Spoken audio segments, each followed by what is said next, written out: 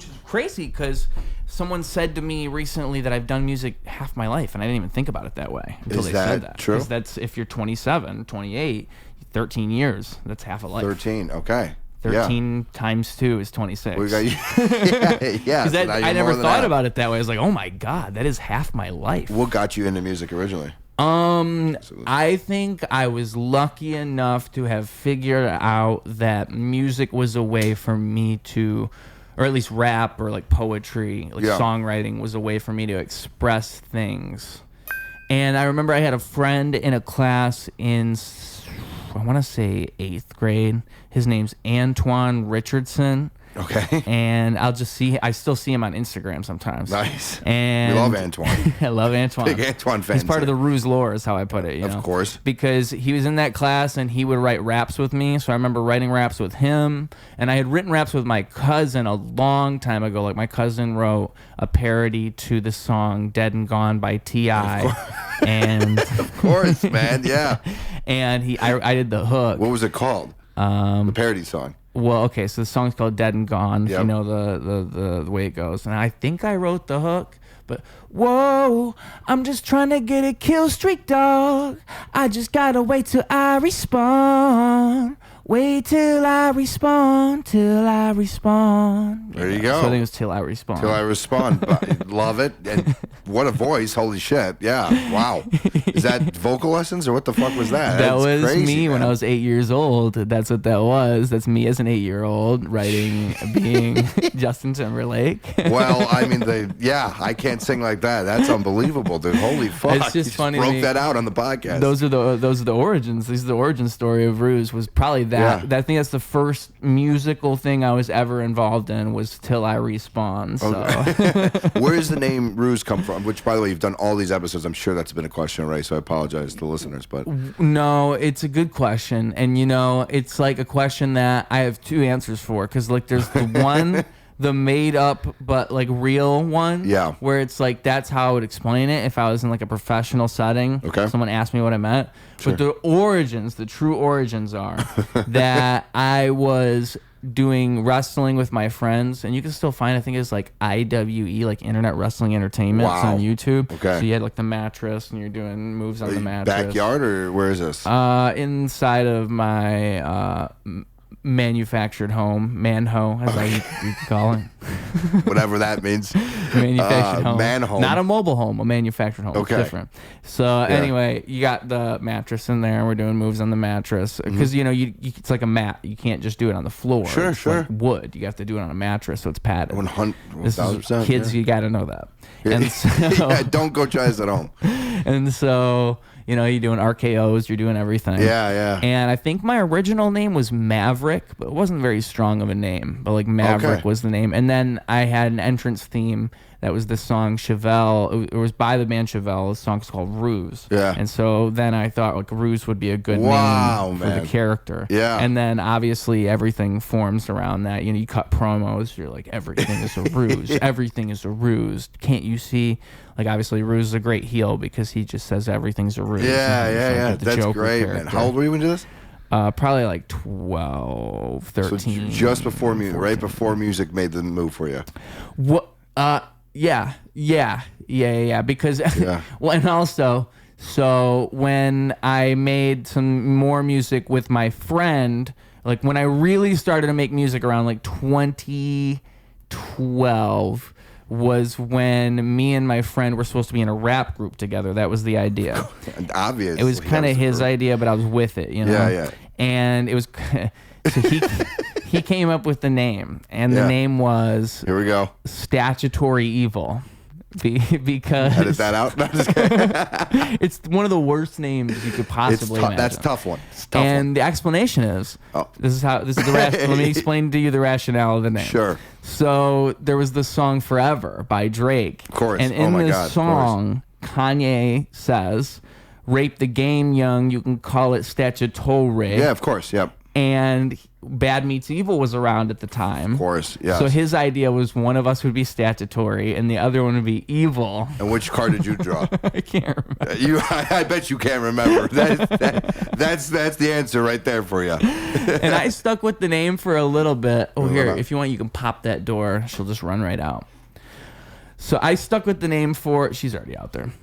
I stuck with the name for a little bit, and then I realized the name would never work. Obviously, you know, obviously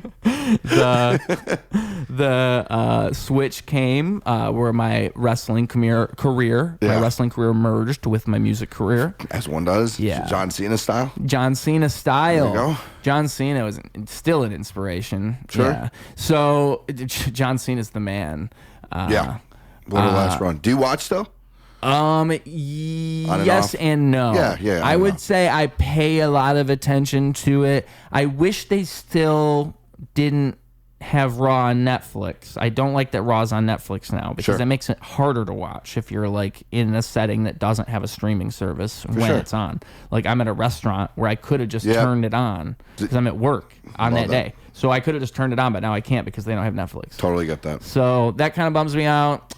And I just feel like WWE's heading in this direction where they're not even focusing on wrestling as much, which is kind of weird. And I do not like the whole like Unreal thing, if you know anything about that. I'm not into any of that because you're kind of like killing the magic by doing something like that. I don't even understand what's going on. Like kayfabe. Is it kayfabe? Is that how you pronounce it? Kayfabe? Kayfabe. Kayfabe. Yep. Keeping it like the fake stuff. Because I always used to read that word and never knew how to say it. And then I would hear people say it eventually. But kayfabe. So it matters. It matters because to me, that's the beauty of wrestling is 100%. There's this certain... It's like when you watch a movie and you feel emotionally moved by a movie. Like we all know a movie is fake. You're not going into a movie and thinking... oh, all these people are real and these actors are really these people, but it can still move you and make you cry and make you emotionally go through all these whatever this range of emotions the movie's intending to make you go through. It may accomplish that because you believe in the narrative of the film and what's happening. You buy into that, right? And it's the same thing with wrestling, but I think somehow you kill that when you then go and make a whole documentary. Completely agree. Just show the writing and show I'm supposed to believe in this narrative. I have to, like, especially nowadays, because especially now in this world where you're kind of beyond meta and you, like, okay, when CM Punk returns and it's like him talking to Cody Rhodes and him talking to Seth Rollins especially, it's like I'm supposed to believe him and Seth Rollins really hate each other, and they really do, because in real life they've said things, and you're playing on the real life tweets that Seth Rollins have made in real life, so I'm supposed to believe all this. But then when you go and show WWE on Real and they're just standing next to each other as they're writing it. They're planning it, Well, now what?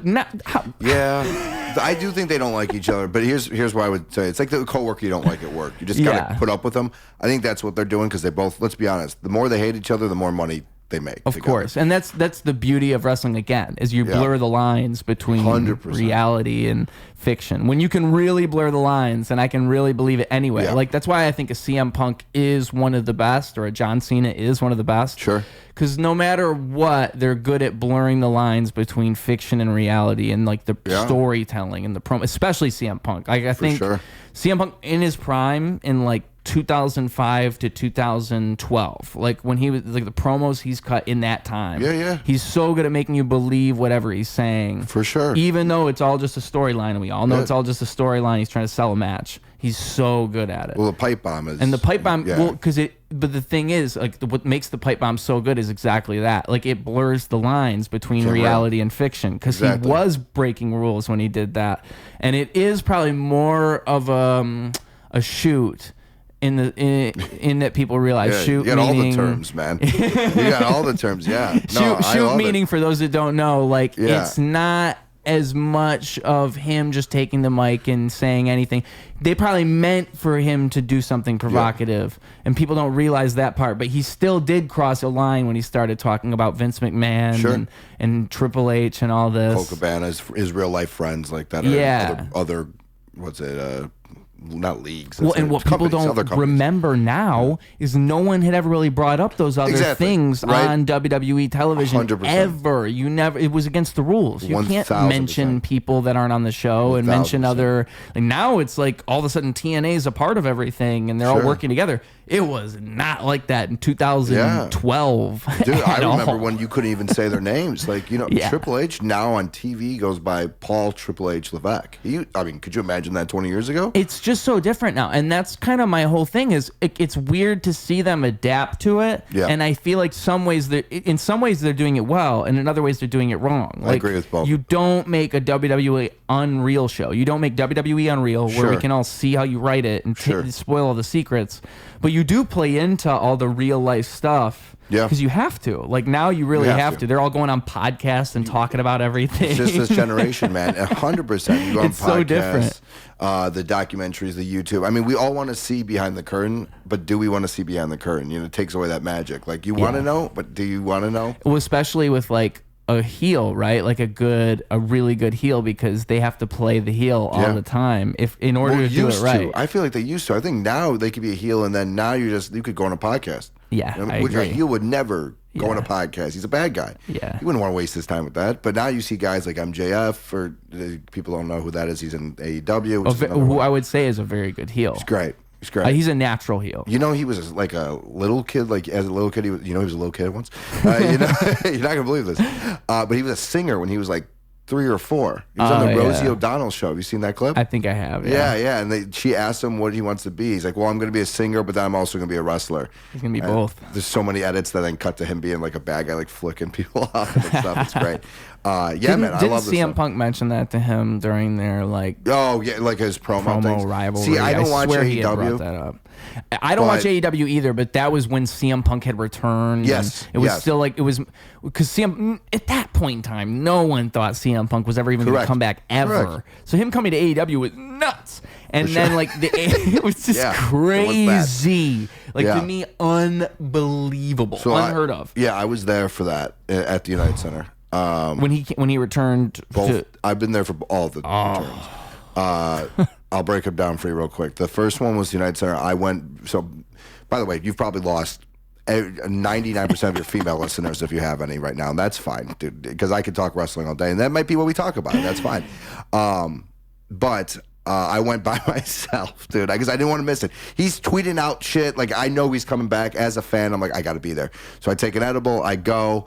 I'm sitting there, I'm just next to some guys, and I'm just like, dude, I am lost in like the dark matches. Like they got this guy wrestling with jeans on and his hands in his pockets, just like hilarious bit. But like, I'm like, what the fuck is this guy? He's got an electric, but I don't know anyone. Was it for just like a house show type thing, or was it for a show? This is like AEW. Oh god, was it called like All Out or something like that? So it was a thing, or Dynamite. I forgot what the fuck it was, but it was a regular televised show. I see. And there was a pre-match. I don't know why thinking on this because it doesn't make sense, but there was a pre-match, and I was like, God, these guys are great, but I didn't know anybody wrestling. Like they were not. It wasn't like Taker or any of these people. Just new guys in a different company. Yeah. And so I'm kind of. What year was this? Do you remember? 21. Okay. Feels right? Yeah. 21, 23, maybe around there, 23? I think 2021. Yeah, probably 2023.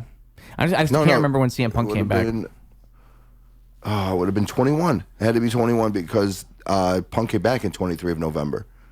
That's how much I know that. Okay. Yeah, because then 24 would have been, right? Yeah, that adds up. Does it add up? When was WrestleMania 40 was what?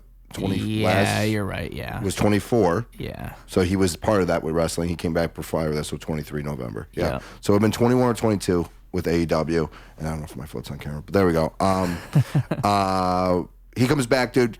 So Tony Khan, for those who know, owns AEW. He comes out, and he does this whole thing like, "You're gonna never forget tonight," wink, wink, right, and walks back, and then they start the show. They do their intro little thing, which by the way, we could talk about the old ones compared to the new ones. The old Raw like intros in the beginning were so good, man. Yeah, it still gives you fucking goosebumps. They did a throwback Raw not that long ago. Sure. It was within the last 5 years where they edited Raw, but they made it look like the old style, and it was so much cooler. Nice. Oh my god, it's the best. Just bring back like Dad Rock with Raw. Bring back Dad Rock as the theme, and like put like a giant fist there for SmackDown. Like 100%. Go all the way back retro, 100%. It looks cooler. It is cooler. And that just might be us being that was our generation, but it was cooler, right? Yeah. Now they don't do it because they can fit more people in, which sucks. What sucks too is when they went to Netflix, people were thinking, "Oh, we're this like a return to Attitude Era." Like, yes, that's what people we thought could was say going to whatever happen. now. We're off cable, and that's exactly what didn't happen. 100%. Because it was just,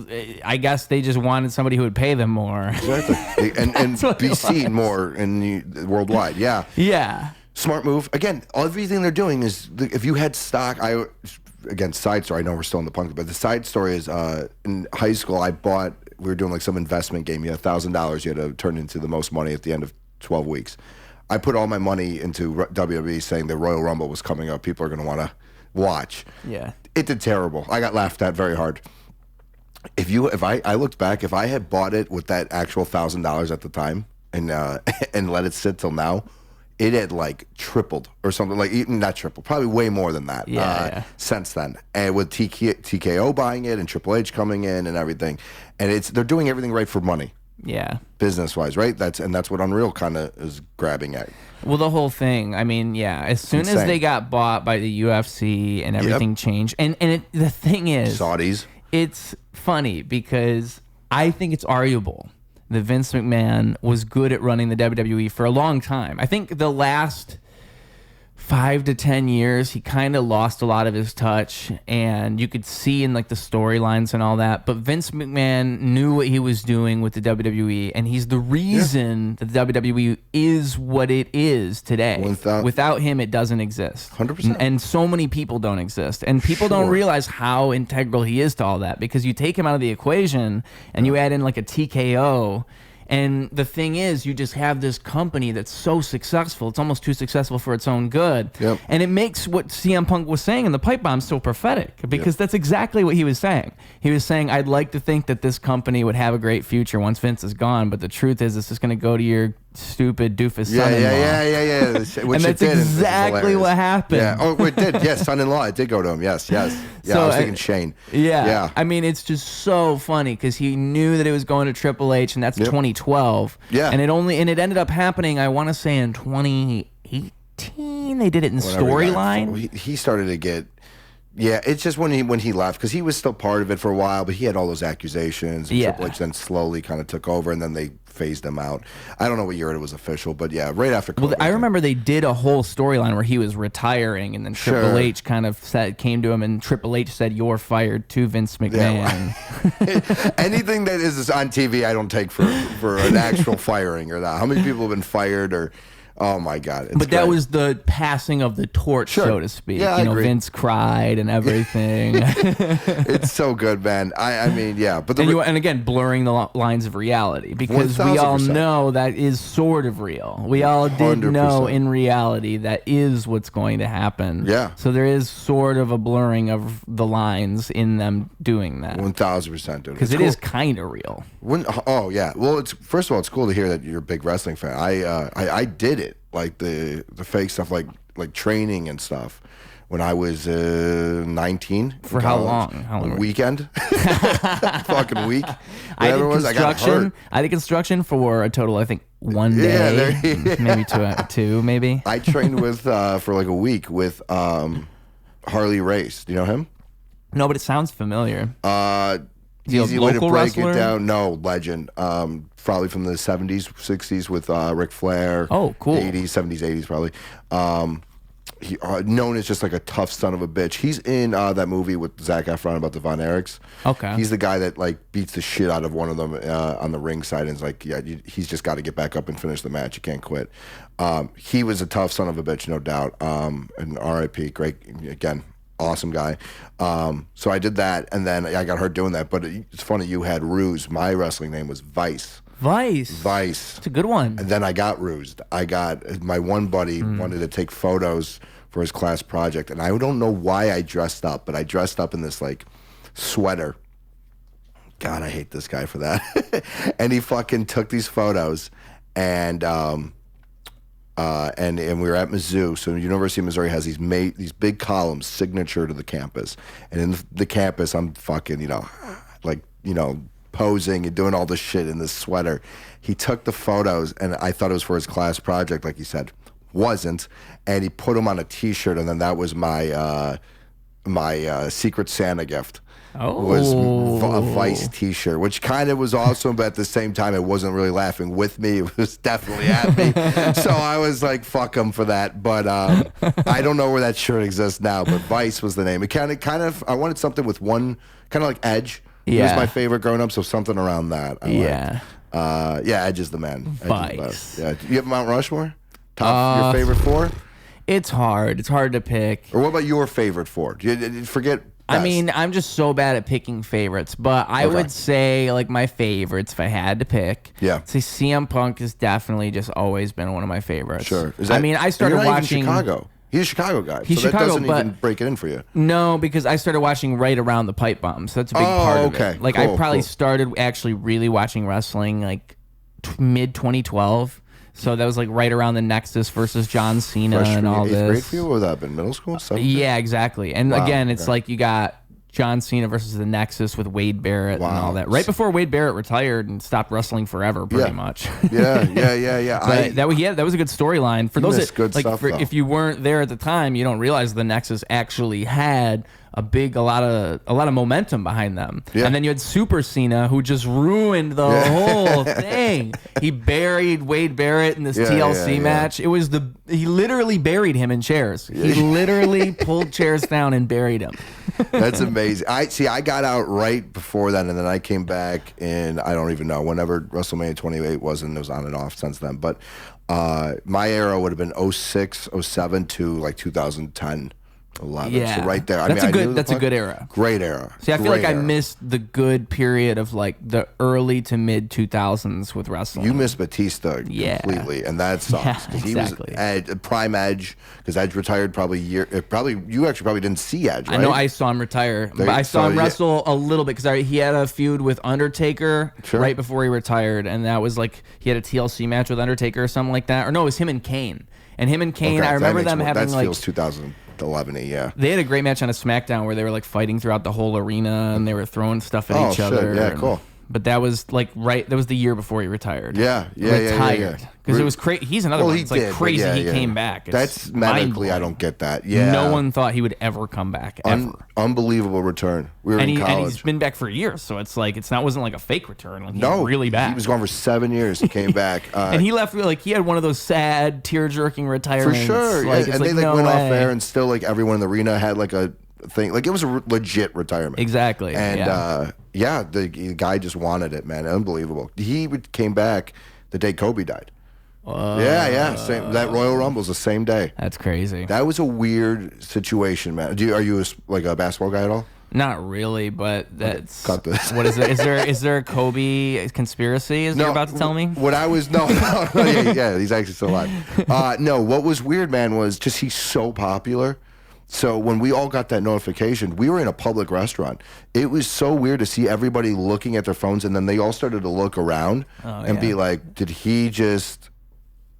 Is anyone else seeing this? Did he die? Yeah. And sure enough, he did. Now, I don't think everyone did that when Edge came back. Did Edge just come back? But, it was weird. That's like 9/11. I remember it was a helicopter. Well, kind of actually, yeah. It was a helicopter, right? So we were like, who was in the copter? What happened? I mean, there's so many questions. So, wild moment in my life, for sure. I'm trying to think of other, like, crazy deaths. My parents told me about when the Queen died. Like it's like Princess. Crazy. Maybe it was the Princess Diana. Princess Diana. Yeah. See, I didn't know anything about that. And they were telling me it was a big deal the day she died. Dude, we are young. Don't ever let old people get in our lives. We are young. That's how I know how young I am, because I don't know what they're talking about. And like she's telling me this was an important day.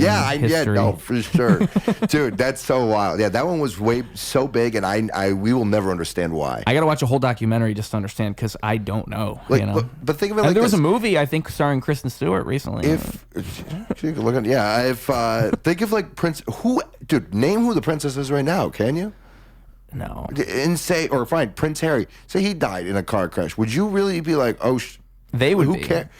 We wouldn't. Our generation does not give a shit about the king and queen. Yeah, well, I think we kind of gave up on it. You know what's crazy? Gave up on it. Yeah. We're done. We're done. Yeah, go do your thing. We're good. We're good over here. We'll make a reality star president. We're good. You got to let them keep doing it. I mean, they seem to like it, but that's kind of the point of America. They seem to like it. It's not a hobby. It's just like I don't see how you can argue against the monarchy because you're not going to change their mind. Like they are so set in that. Yeah. Like, you actually try to argue with a British person, they're not stopping. I agree. They're they like it. They're convinced it's good. For sure. They actually think it's a good the idea. Way you said it. Yeah, they seem to like get along with it.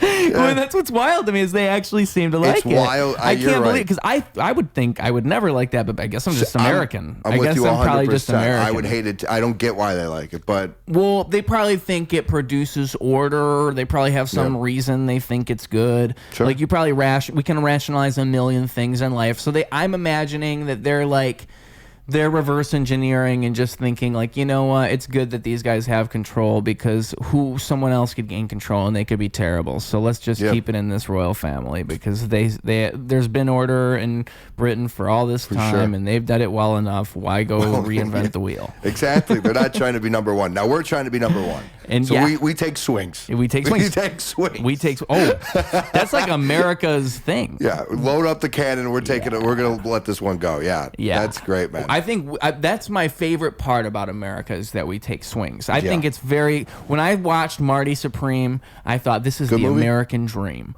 I thought it was beautiful because the thing is, it's about a person who is just believing in themselves a ridiculous amount and then just going above and beyond to achieve that. And in a way, that's kind of the point of America. Don't you guys see? It was an American movie. Nice. Clip that. Yeah. Marty Supreme is America. Yeah, that's going to go viral. But really, though, I mean, you wouldn't have that in any other country. It is kind of that in a sense because you just can't ridiculously believe in a stupid dream and follow it and then somehow achieve things beyond your wildest dreams. For sure. Comedy in general is something I don't think you could probably do in the same way in most other countries, or at least like America's got such a big circuit and big market that any other country is just dying to have. Yeah, London's up there. London does a really good job, but besides that, I don't think there's another one, right? Well, I was surprised to hear that in other countries, like these European countries, they're just so much smaller and the scale is so much smaller. So it's like getting big in that country means so much. It means something different than it does to get big in like America because America's huge. Yeah, America's basically a bunch of European countries combined. That's so wild. I think about that a lot. Yeah. When you really put it into scale, isn't like Texas bigger than Spain or something like that? Exactly. That's insanity. That's so crazy to think. I never really think about it until someone told me something like that. Like getting bigger in other countries means something different because it does when you put it in that like just land, just the amount of geographical land. Yeah. It's crazy. What's that one movie? Oh my God, that one show with the guy. I don't think I can say the word. What happens to him? But the R word. Is it Baby Reindeer? Oh, I haven't seen that. No. You haven't seen that? No. This was big on Netflix. No, am I crazy? The word you're thinking of is fondled. Yes. Yeah. He gets fondled. He gets fondled. There you go. That's it. We're still gonna have to beep that off if you want to air this.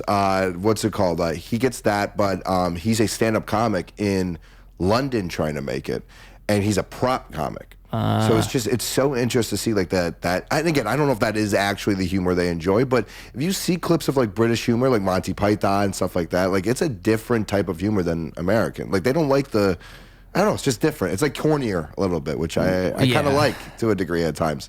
Yeah, cornier. Wacky. I would say drier. Yeah, it's a lot drier. Is wacky a word? I don't know. What would you say like kind of like comparing the UK office versus the US office, like that type of difference? Yeah, I would say more. What's his name? Who's that guy? Jack Whitehall. Do you know him? No. He's like probably the biggest British comic right now. Okay. I mean, like obviously there's your Ricky Gervaises, right? Legends, but like active. Yeah. He's up there. How I would put it is like that guy, when I see their humor, I think that's a fucking weird dude. When you see like, I don't know, who's like a cool fucking comic. You see like Sebastian doing the United Center. You see like Bert Kreischer doing these arenas and Kevin Hart doing stadiums. You think it's cool, right? Yeah. These guys I don't think they're cool. I wouldn't want to even go near them. Like I'm like, they're weird fucking guys. Right. Keep me away. Then again, you meet any comic. We're weird fucking people at the end of the day. I mean, we spent fucking, 20 minutes talking about wrestling right there. So, and I don't even think I told the CM Punk story. So there you go. Yeah. There's a story. Crazy. I forgot there was even a story. The story is he comes out. It was crazy, wild. But then the second time, the wrestling at the WWE return, he was again rumored, but a little less this time that he was going to come back. Yeah, they teased at it with a couple things on like Raw. Like people had said his catchphrases. Sure, they did little things, but no one really thought CM Punk was going to come. Because again, 100%. Him coming back to wrestling was crazy. But WWE, like he trash talked Triple H. He trash talked all these people. 100%. Yeah, there was no way. And I didn't even know him and Seth had any sort of beef until then. And what I mean by that is, because they don't air this, but it's great, man. You can go find a clip online. But so it's WarGames, so it's 2 cage matches, which is just crazy to see in person too. And they're waiting for the last person to come into the match. And Randy Orton. It's supposed to be Randy. Yeah. Randy doesn't come in. Damian Priest runs in or something like that. Excuse me. What's the girl's name? Rhea Ripley runs in with Damian Priest's briefcase to cash in the Money in the Bank. This is very now wrestling terms. So you think they're going to they're in the middle of a match. Somehow he's going to cash in this match to win the championship on whoever it was, Cody, Seth, whoever the fuck champion was. It doesn't really make sense, but it's all happening so fast, and they do it so perfect with the chaos that when they hit that I Hear Voices song, Randy's theme, the crowd pops. They go crazy, man. You don't see it coming. He comes out. Randy comes out fucking 50 pounds, 25 pounds heavier than he's ever been. Swole. Like, you can see it in the arena. Like, jacked. Like, you're like, who the fuck is that? He comes out, he does his Randy thing, where you clothesline, blah, blah, blah. All that bullshit. RKO, great. Love Randy. Favorite wrestler. Love Randy. He does all that. They win the match, and about 10 minutes later, the match, it's over. Like, dude, it is over. People are walking out. Like, it is. They're wrapping up in there. And then you hear that shh, and they play the Cult of Personality, and CM Punk comes on. What I forgot to tell you about the story is I'm on mushrooms at this time. Again, by myself. I befriended this one guy who I thought I should have on the podcast just to see how he remembers the night, because I was on mushrooms. And I'm like, holy shit. And so he comes out. I'm behind the stage, so I can't see it until he walks out. And because I didn't know, maybe they were teasing us or some shit like that. He comes out. Sure enough, man, it was the loudest I've ever heard in an arena, in my mind, again. And when he comes out, though, him and Seth are like doing this, like, Seth, he's doing nothing. He's actually just like looking around. Seth is like losing his mind, like trying to fight him. Like, they're holding him back. And they didn't air this on Unreal, or they didn't air this on even on Raw. I did see it on social media, though. Exactly. It's never been addressed. Because like, I remember there was people posting it, like, look at Seth Rollins' reaction, and he was swearing and saying a bunch of shit. And like, in the video, you could hear him like, what the fuck is he doing here? What the fuck is, what the fuck is, because in his, in the narrative of who knows how real it all is, that's the point of all this. It's like, it blurs the line. This was CM Punk returning, which they didn't even tell Randy Orton about. They told nobody about it, which is interesting. They wouldn't tell Randy, because Randy just had that return. No. They did tell. They told him day of. They told him day of. Yeah. Are you sure? There's a clip out there. Yeah, they told him day of. He must have been the only person that got angry. told. He got angry, which is the most Randy thing. But that's fair. He's been out like it was like 15 months or something. So he was pissed. But then Triple H told him to relax, and then they talked it out, and then it worked. It worked perfectly. Yeah. He got his moment. Punk got his. They don't show this. Drew McIntyre storms out too, because he hates Punk also. He must have got word of it somehow, and he storms out after the match. Like, real.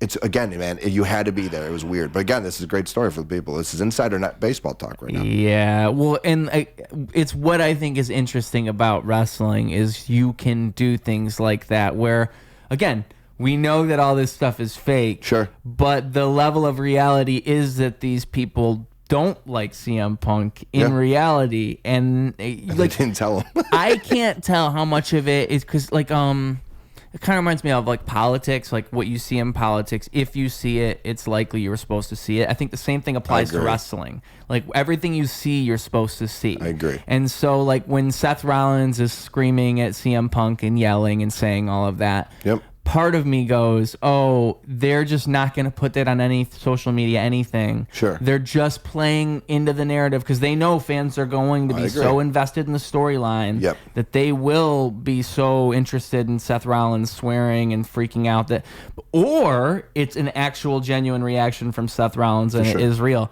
It's hard to tell. Agreed. But I kind of feel like it could be the former. It could be them just leaning into that stuff. Yeah. But you never know. You really don't ever know. Yeah. And it's best when storylines do lean into that stuff. Like, I feel like now they're doing Roman Reigns versus CM Punk, which is probably good because you could imagine there is probably genuine animosity between those two people. If you wanted to imagine that. Did you see that Roman Reigns was on a podcast?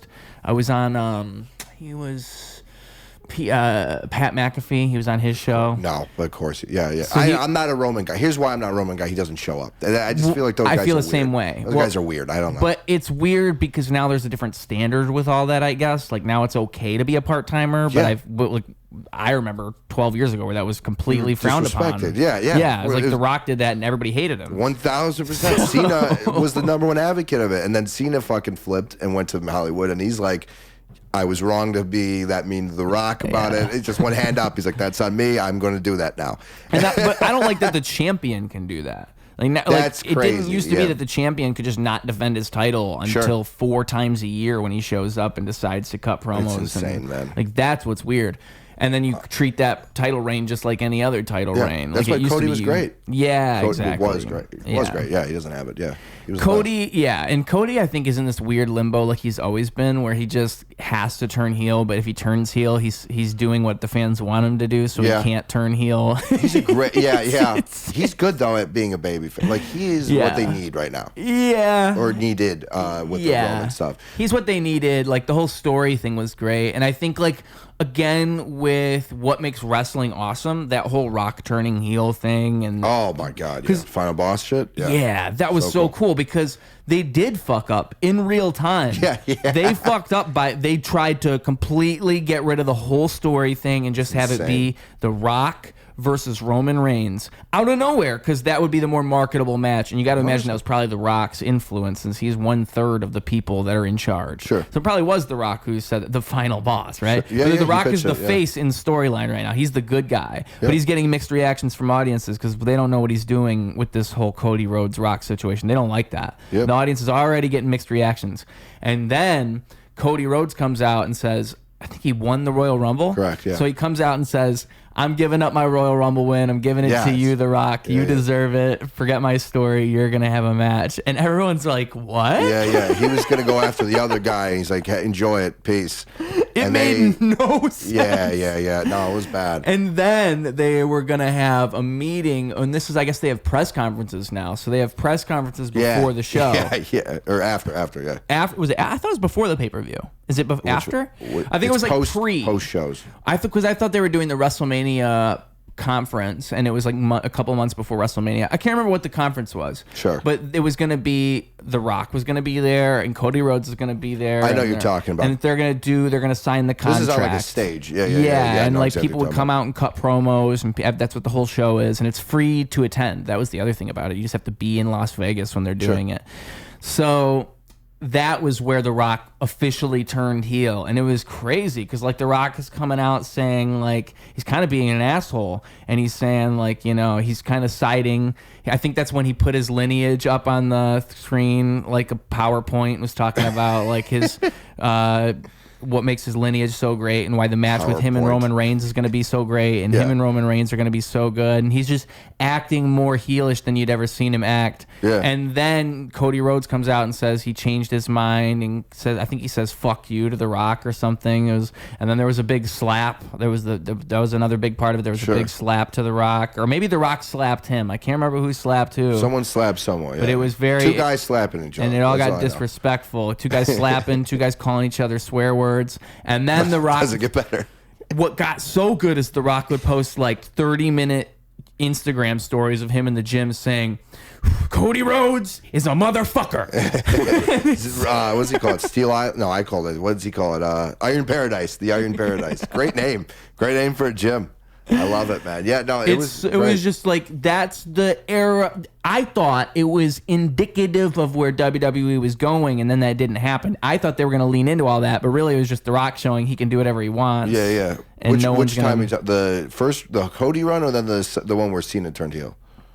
I thought the Cena heel turn was going to be like that too, but it was not. What's nice about that is they actually, because you were saying how when reality actually hits, they lost Travis. Like, he didn't want to do it, and then Rock got too busy. Yeah. And they just dumped the storyline, and they still won't talk about it. It's so funny. I feel bad for John Cena, because I feel like John Cena is put in a position where he can't say much, because this is the thing about John Cena that makes him so good. He never says anything because he's the perfect guy. Yeah. Like, it's the reason he's John Cena is because he can fill any role, he can do anything. He's the company guy. If you come up to him and you say to him, "This is what you have to do. You have to lose tonight. You have to win tonight," he will never question you. He will never say no. Perfect soldier. He's the perfect soldier, exactly. He'll just head into warfare blindly, no matter 1000%. what, every time. That's what makes him John Cena. So that's why when you watch him in interviews, he won't, because he knows that went wrong, but he can't say anything badly about it, because that's part of his whole mental regimen. He just went with what they told him. For sure. They didn't have the best guidance. The problem is there wasn't a plan. If there was an actual backup plan, if when all that goes down, you lose Travis Scott, you lose The Rock,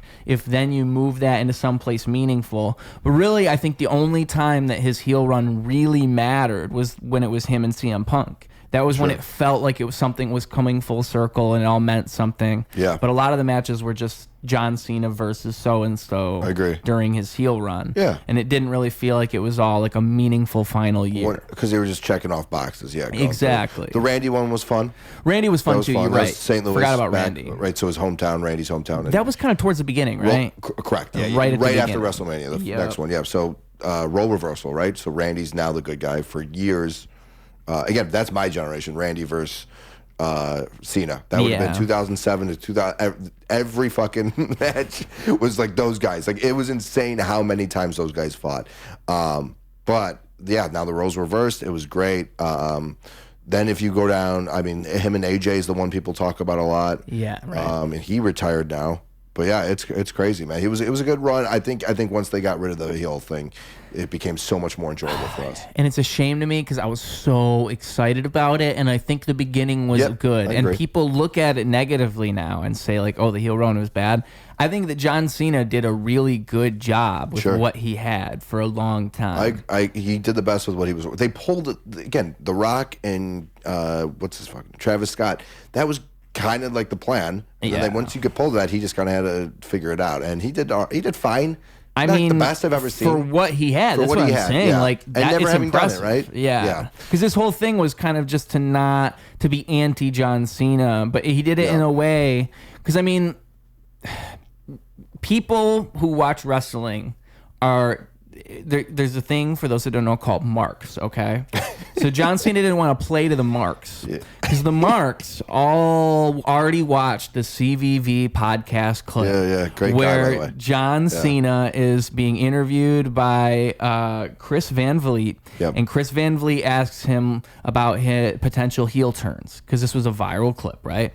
And this was circulated all around the internet. If you look up John Cena heel turn, it pops right up on YouTube. For sure. So people had seen this clip, and they know John Cena just turned heel at Elimination Chamber. Yep. And in the clip, John Cena says, if I was supposed to turn heel when I was going to face Brock Lesnar in 2013, they never turned me heel. And we had theme music planned. And the new outfits. And we had a new outfit, and the whole thing was I was going to be anti-hustle, loyalty, respect. Everything I stood for before, I would stand for the opposite.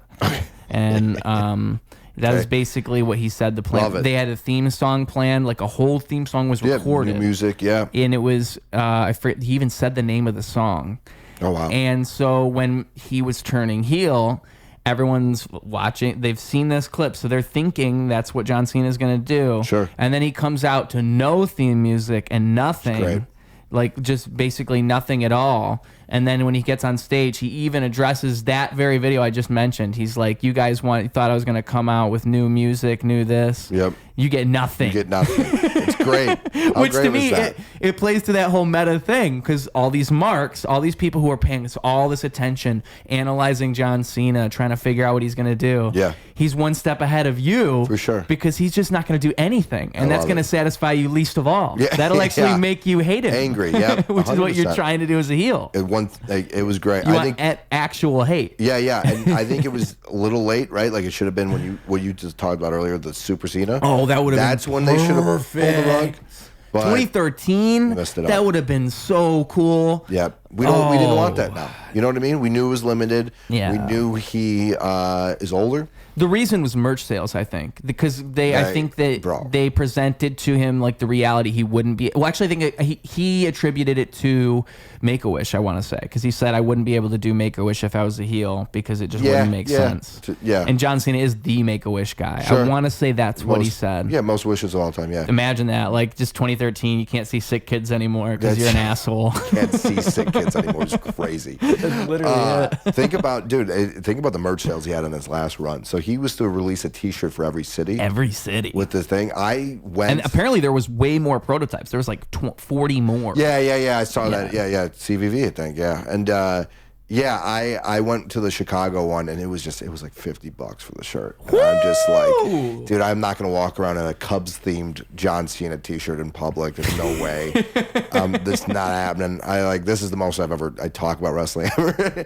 There's no way I'm doing that. So I didn't do it. Of course, now I'm like sitting here being like, fuck, I thought I could have got it on the website secretly and just worn it to sleep, but I should have bought it in the arena. Yeah. Yeah, it was, dude, when he came to SmackDown for the last time, it was so sick. He was doing everybody else's finishers. It was just a fun match. It was against Sami Zayn. Right. Just a fun fucking time. And then Brock came out to ruin it. But anytime you get Brock, it just got, if you've ever been in an arena with Brock Lesnar and you see him compared to everyone else, you're just like, holy shit, they make him that big? Holy fuck, that is a specimen. He is ginormous. It was really fun the last time, yeah. So here, to wrap all this up with the wrestling talk, give me I want your favorite four. Oh, I need the CM Punk four. Is when I said. So, yeah, we had Punk and we went on a whole thing. I think I derailed it all. So CM Punk and then... I think he just came. Maybe John Cena. See, I'm just bad at this because, like, I'm kind of like 2012 and beyond, so it's kind of hard for me to pick. Yeah. CM Punk, John Cena.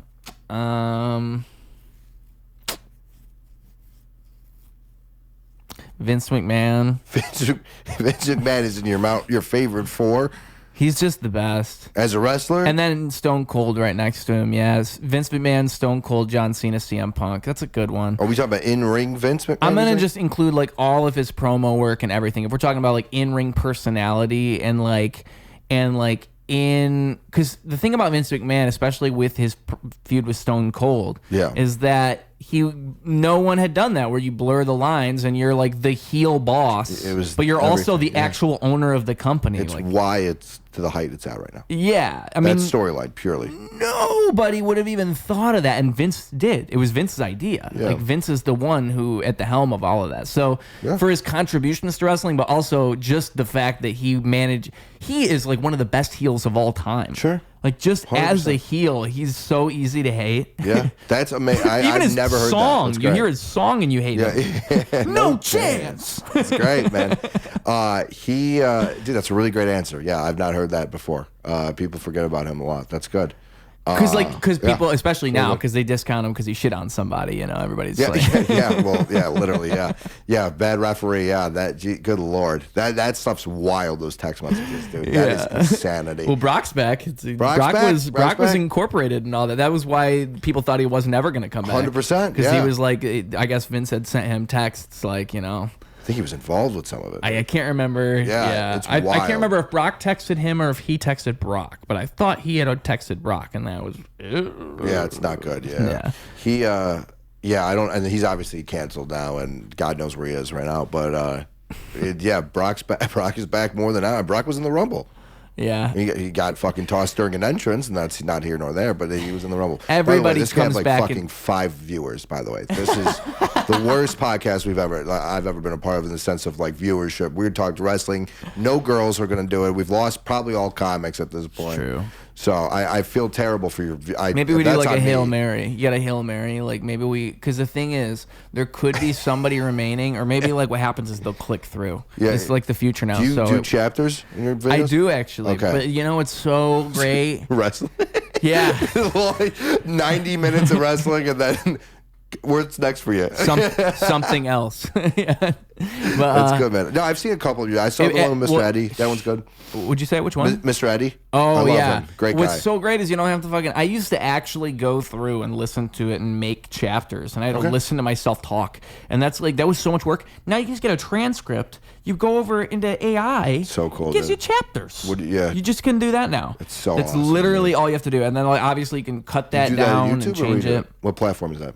All streaming platforms and then YouTube. No, what platform cuts it up into the AI? Oh, ChatGPT. Oh, but so just throw the transcript in there. Okay. I think on Spotify they automatically do it now. Probably charge. I think it says that they do, but it's probably just as good as whatever ChatGPT is doing, honestly, because it's not that off. Sometimes you have to modify it, but it's fine. And to me, that's amazing. That's a fucking miracle. How much time does that save? I mean, I saw your episodes. You got 2-hour episodes. Exactly. Oh. And imagine sitting through that and listening to it. Yeah. You can't do that. It's actually impossible. I would go insane. Yeah. Because I'm trying. That's literally it. I'm trying to do an episode every 3 days. That's 10 a month. Like, there's no 10 episodes way. a month. Yeah. There's no find 10 people a month. That's insanity. It's easier than you'd think. I think you got to be like it.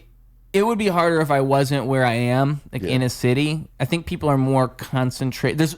There's always more people than, even in the comedy community, there's more people than you'd think. Like if you were to go community by community, like music, comedy, you would find more people than you would imagine. Like even when you think, oh, I've ran through all these people, I've talked to all these people, then there like 10 more come around that have an even bigger audience than the other 100 you're thinking about. Yeah. And they just exist and you've never heard of them, and that's just how it works. For sure. And in a city, I think I can only imagine how in New York works, because that's Chicago. I can imagine New York or in LA. It's just new people all the time, and it's more concentrated. Yeah. For sure. Whereas somewhere like here, it's not quite like that, but it's still like I just described. Do you have a favorite interview? That's a good question. I would say one of my personal favorites is when I talked to Jon Connor, the savior of the human race from Transformers. No, that is his real... I was like, dude, that is... When you said Jon Connor, it came off, and I was thinking, like, I again, trying to picture the movie, because that's where, I was like, that's a movie name. And then you said Savor the Human Race, I went, where are we going with this? I'm like, wait a minute. I got to get off this episode. No. Well, the truth is, though, his name is Jon Connor. Who plays him? Yeah, right. No, who does play him? That's an actual guy. I thought you said Terminator. I thought you asked if I poisoned you. No. Who's the actor that played Jon Connor in Terminator? Well, there was the child actor who played him in the second movie. Because in the first movie, she's pregnant. Not Haley. No, Haley Joel Osment. Is that right? Is that his name? No, is that a guy? No, it's not Haley Joel Osment. No. Is that a guy? Yeah, but he's not the chubby kid? He's the guy from Kingdom Hearts who plays Sora, and he's also in The Sixth Sense. I feel like you made that up. No, it's King true. of Hearts is a movie named Sora. Kingdom Hearts is the best video game ever. Okay, so it's not a movie. Okay, so that's a game. Yes, and he's Sixth Sense. Yes, that's him. But I don't know the actor. I don't know the guy. I don't know the actor. Confirm? Can I look it up real fast? You can look it up. But I know Christian Bale plays him in the movie, in the newer one where he's older, but not in the original ones. It's like a child actor that I wouldn't know the name of. Terminator actors. Yeah, that's Jon Connor. You got Sarah Connor, Linda Hamilton, Charlotte Linda Hamilton. Is he even in the movie? He's in the second one. T2. Terminator 2. But yeah, so who is your favorite podcaster? Edward Furlong. Never would have pulled that. Never would have pulled that. Unknown loser. Yes. He's definitely doing a lot better than us, I'll tell you that, with the revenue he's brought in. Jon Connor, though, he was a musician that was from Flint. And you really interviewed someone named Jon Connor. Yeah. Okay. I thought you were doing a bit. All right, yeah. So his name is Jon Connor, and he is from Flint, and he he was signed to Eminem's music label in like around 2012 when they were actually signing people. I forget what the label was called, like Shady. It wasn't Shady Records. Was it Shady Records? I think that's what it was. Yeah. And they had signed a few artists, including Jon Connor, and he's done a song with Snoop Dogg. My God. He's been in the studio with Dr. Dre, with Snoop Dogg, with Eminem, with all the Kendrick Lamar, with all these people. Are you just like a massive stan? Well, because like your area where you're from, and you're white, and you were into rap. And I feel like you are just the prototype of an Eminem stan. I know, and I love him too. He's my favorite rapper. Don't get me wrong. But you are prototype. How would I put it? Like he's recently, God? How do I put it? He's God. Recently, I watched 8 Mile, and I was surprised at how much it resonated with me. I was like, resonated with you? Yeah, I was like, this movie is amazing. It's a great movie because. Why did it resonate though? Because it's a coming of age story, but what's so great about it is Eminem's not like a glamorous, like he's not a great, his life's not perfect. He's not the best rapper ever. Like there's no thing that makes him great and makes him perfect. It's just that he has this raw determination to prove himself, and he keeps dealing with all his bullshit, but he's got this one talent, this one thing. Yeah. And the whole movie is kind of okay. Like nothing really happens. It kind of shows his struggles and all that. But then at the very end, there's like the retribution where it all comes together, and he like these people who fucked him over the whole time, just through his raw talent and his talent alone, he proves his worth. Sure. And I think that says something about like proving yourself and that you are enough if you just focus on being yourself, and whatever it is that you are, you can emphasize that and make that your own thing. And that's what rap is at its best. That's what art is at its best. And that's what that movie does so well, is it like shows hip hop as that in that way. Like it's an artistic way of portraying hip hop because it's, again, like coming of age story in that same way that any other movie like that is, where he goes through this evolution and at the end he evolves. Yeah. And it's a perfect like bookend ending where the beginning he fucks up and he chokes and doesn't rap, and the other guy just, everybody laughs at him, and that's how it ends. And then at the end, spoiler alert, he's fucking the man. Okay. Let me just say, guys, if you haven't seen it, I'm not going to spoil it. I'll just say that is the beginning. I told you the beginning. You kind of did. You kind of did spoil it. It's the best rap ending of all time. You gave literally the ending. You're like, he overcomes everything. He overcomes everything. I think you spoiled it a little bit. I didn't say how. You said by his pure raw talent. By his pure raw talent, but I didn't say how. So when you figure out what his raw talent is, that's the thing. Yeah, no, I don't think there's that. First of all, that was what, 26? Because the thing is, 25 years ago? No, 24. 2002, I think. 2, yeah. 24. But it's such an effective rap. Like I actually would argue it's one of the best rap verses of all time. Like it's the rap at the end of 8 Mile. It's so effective in what it does, and it's not even long. It's only like a minute long. No, it's not long. But it's so effective in what it's trying to do because it's like it's a good breakdown of like what good battle rap is. And it's actually funny because Eminem, when MGK dissed Eminem and they had that whole beef, Eminem did the same exact thing. It's like you take everything that the other person's saying and you just flip it and make it not an insult. For sure. That's the whole, all of your ammunition is what they've already given you. And that's what he does at the end of 8 Mile. He just disarms the guy because he says not everything. Not a spoiler. Not a spoiler. That's what he does at the end.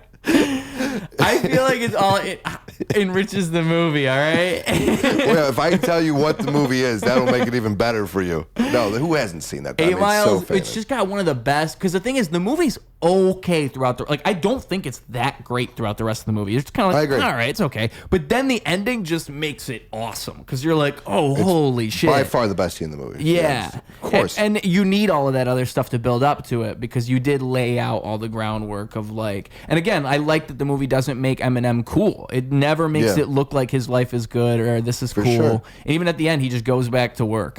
No spoilers. Yeah. But he just, does he? Yeah, right after he raps. I thought like Dre's in the club or something. No, he raps and then the guy's like, you want to host with me? And he's like, nah, I got to go back to work. I'll see you later. Gotcha. But I thought they like hint at it. They have like people that are supposed to be Dre or like Snoop Dogg in like the back of the room. I don't think looking at it. Maybe I'm not. See, this is why I got to rewatch it. You got to make the spinoff. That'd be a cool spinoff. Dre was in the room the whole time. 9 Mile is too easy of a joke. 9 Mile. Yeah. Dre lives down the street at 9 Mile.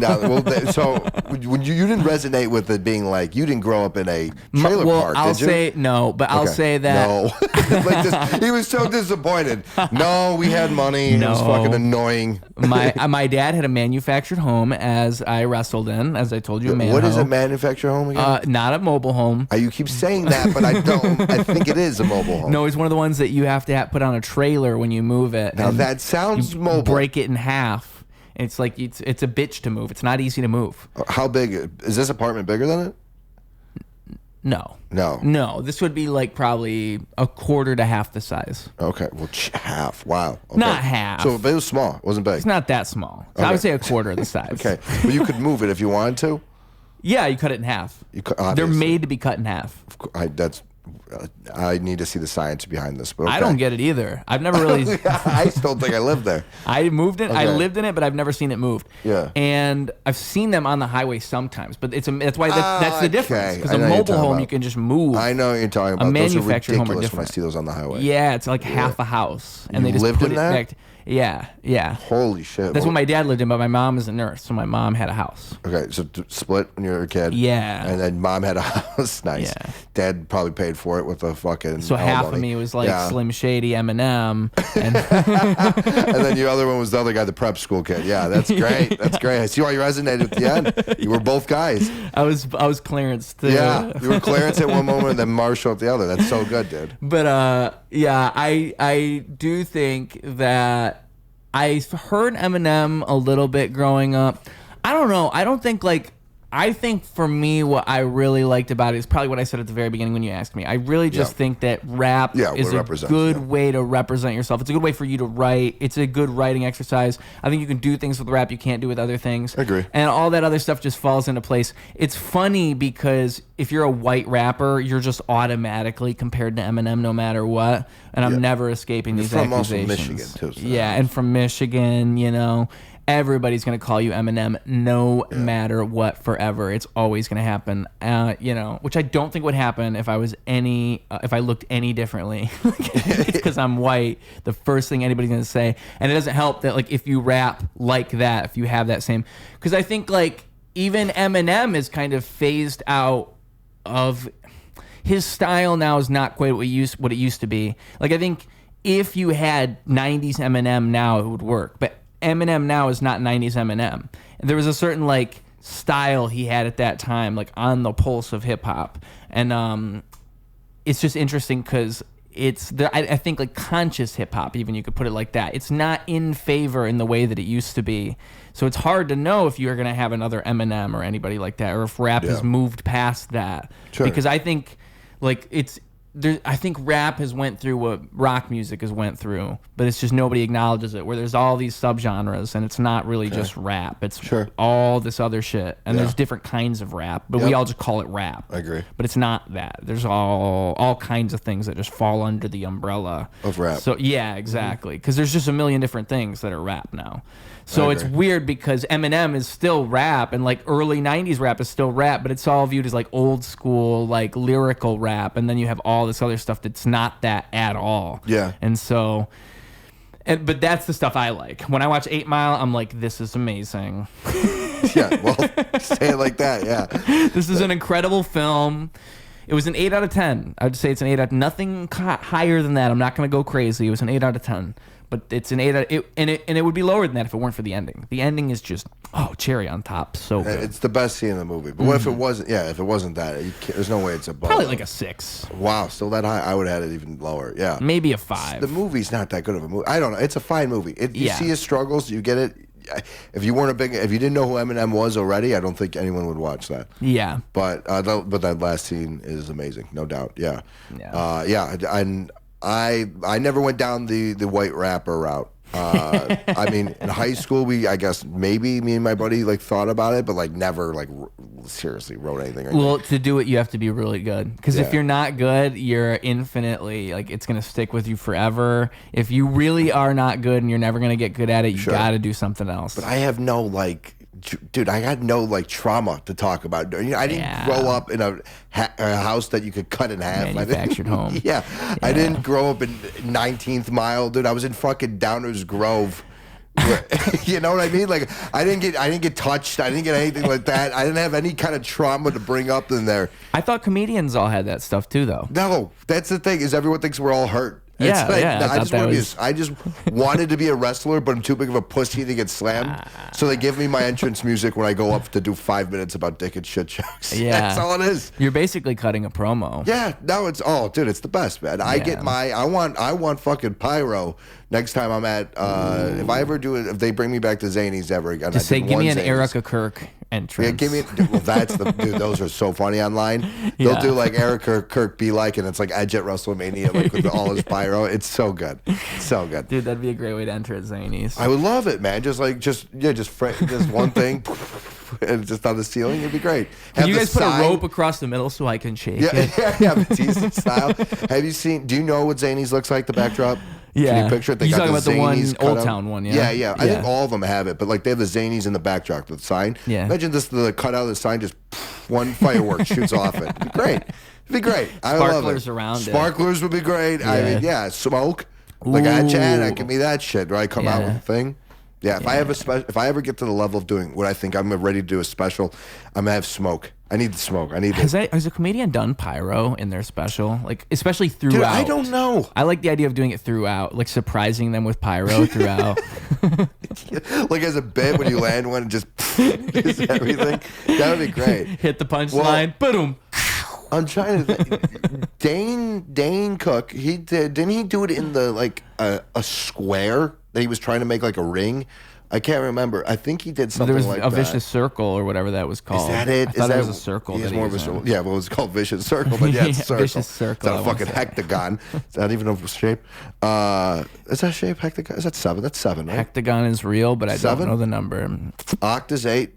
Hex is 6. Hex feels like 7. I feel good about that. I think you're right. Yeah, fucking education, dude. Yeah, see, I can't rap, man. I got hectagon. You're wise. That's why I got a 24 on my ACT. I took it one time, got into Mizzou, and said I'll never do this again. Whoa. Yeah, it's very, very quick. bad. What's the shape with 24 sides? Kobe Bryant. Dude. Yep. Kobe Bryant. And see, I would have never thought of that. You're intelligent. I don't want to brag, but you ever seen Good Will Hunting? No. Yep, documentary about me. That's about you? Yeah, and I know what you're thinking. It came out before I was born. Yeah, you're right. Would you say that you're... Good point. I say to that, good point. Well, you know, it's crazy how things can work. Yeah. Because it's like, if you think outside of the scope of like space and time. Okay. If you think like someone who's wicked smart. Yeah. Then you could really understand something like this. Because I think like the thing is... then this nonsense will make sense to you then. Think about it like this, right? Think about it like this. Yeah. History doesn't repeat itself. It rhymes. It what? It rhymes. What does that mean? History doesn't repeat itself. It rhymes. So it's like similar? Yeah. But it's not the same. But it's not the same, and history's never the same. And that's the problem with people who don't understand history. Is you're not going to look at history and see the same thing happen again. Yeah. You're going to see it rhyme with itself. And I think what happened with you and your story that you're describing to me, Good Will Hunting, yeah. Good Will Hunting, is it was already bound to happen to you. And it's like it's like, you know, Rick Rubin? Of course, yeah. You talk about like ideas and how you don't have ideas, like they're in the air, like artists have ideas, they just catch them from the ether. Yeah. I think that's what happened. I'm a rhyme to Good Will Hunting, is what you're saying? Yes. Okay. You're following me. Now, there's an argument that Good Will Hunting's not real. Now, that I put that to bed. Like I said, that's a documentary. But it happened to you, though. It happened. Well, I guess I rhymed with it in your words, yes. So it wasn't, your life wasn't exactly like that. I think it's pretty accurate. But then again, it's like saying, was 8 Mile exactly like Eminem's? So wait a minute then. Like, how is your life different than Good Will Hunting? Thank you for asking. Well, I've never been to Boston, so that's that's a pretty big difference. I'm horrible at math. Okay, well, that's kind of really good. That's like the whole movie. Yeah, that is big. No, well, I have a therapist. He's got a therapist. Yeah. Okay. So there's that. There's that. My therapist did end up killing himself years later, but so that's good. Yeah. Well, I don't know. Maybe she will. Maybe. Shout out Megan. Well, open-ended conclusion. Yeah. That's a similarity. I don't even remember how the movie ends. I literally know he solves a problem on the math board, and then I don't want to. No, he chases a girl. I'm a spoil. Right? I just spoil everything. Okay, You spoil I'm going to everything, spoil the end of Good Will Hunting. If you don't want to Again. hear it, skip like 30 seconds ahead. The end of Good Will Hunting. If you're here still. If you're here still after everything we put you through, the end of Good Will Hunting. He's reading the letter. And it's Robin Williams with the letter saying like, I hope everything goes good for you, son. Yeah. Da, da, da, da, da. And it's like that's pretty much it. He just says everything. I hope everything goes good. Okay. And then and then you see the guy smiles, leave. right? He smiles after he reads it, and then he leaves. And I think he's gonna go on a date with that girl. Yeah, he's going out. Yes. Okay. So he ends up with that girl. Open-ended. Yeah. Mine is just like your life. The girl didn't show up. Hey, no closure like the movie. The girl said, "Get away from me." Okay, that's good good. movie though. We're getting a lot of comparisons. Do you have like a Ben Affleck? Do you have that? Well, there's that one time that they thought I murdered my wife. No. Ben That's a different First movie. of all, I love Ben Affleck. Love what he's about. Me too. The guy just, do you know that meme of him like just like so tired Being of the sad? shit? Yeah, it's so good, dude. Yeah. I love it. I feel like he's a realistic guy. I mean, maybe not. He's been in the Hollywood forever, but like he dated J-Lo, went back to his ex. I fucking understand that shit. That's great. He had a huge gambling problem. Get that? Like the guy's he drinks Dunkin'. Yeah. I love the guy. This guy is my guy. So I like Ben Affleck a lot. I will say this. I recently watched a Ben Affleck movie that I thought was one of the more disturbing. It was a weird movie, man. And I'll put people, I guess, it was called Good Will Hunting. Yeah. Yeah. It felt very similar to this movie I watched with Matt Damon. No, I don't even know. It's something Waters, Still Waters, Raging Waters, something Waters. I'm either telling you the name of the movie or I'm telling you a water park in Wisconsin. Yeah. I don't know. Yeah. Let's say it's Still Waters. I think it's that. It's with Ana de Armas. Do you know her? Oh, Ana de Armas. Yeah. Oh, she's my celebrity wife. Yep, that was yeah, that was obvious. Yeah, she's gorgeous. The whole movie is her cucking the guy. Oh, very weird. And they call it a psychological thriller because she'll cuck the guy, like she'll bang him in front of him or just cheat at him openly more, I guess is kind of it. Like he's not into it. He just puts up with it. And then after that, he like murders the guy. That's like supposed to, I don't know where the fucking twist is in this movie. Because it's just the whole movie. That's all he does. And it gets weird. It gets very weird, the whole movie, because like that's just a weird thing to watch. And then the weird part about all this is, dude, they ended up dating like after shooting the movie. So I don't know if they like continued that lifestyle into the Hollywood or what, but like it's my celebrity girlfriend. She cheats on you openly. Yeah. And then you get to murder the guy she cheats with. Apparently. And they're like, who did it? Even though it's like probably the guy who's openly getting cheated. Probably. Feels like if there's one guy in this movie. What are you taking a photo? What's going on? I'm trying to figure out so Still Waters. I feel good about it. Armas. Yeah. I don't even know. Deep Waters. Fuck, dude.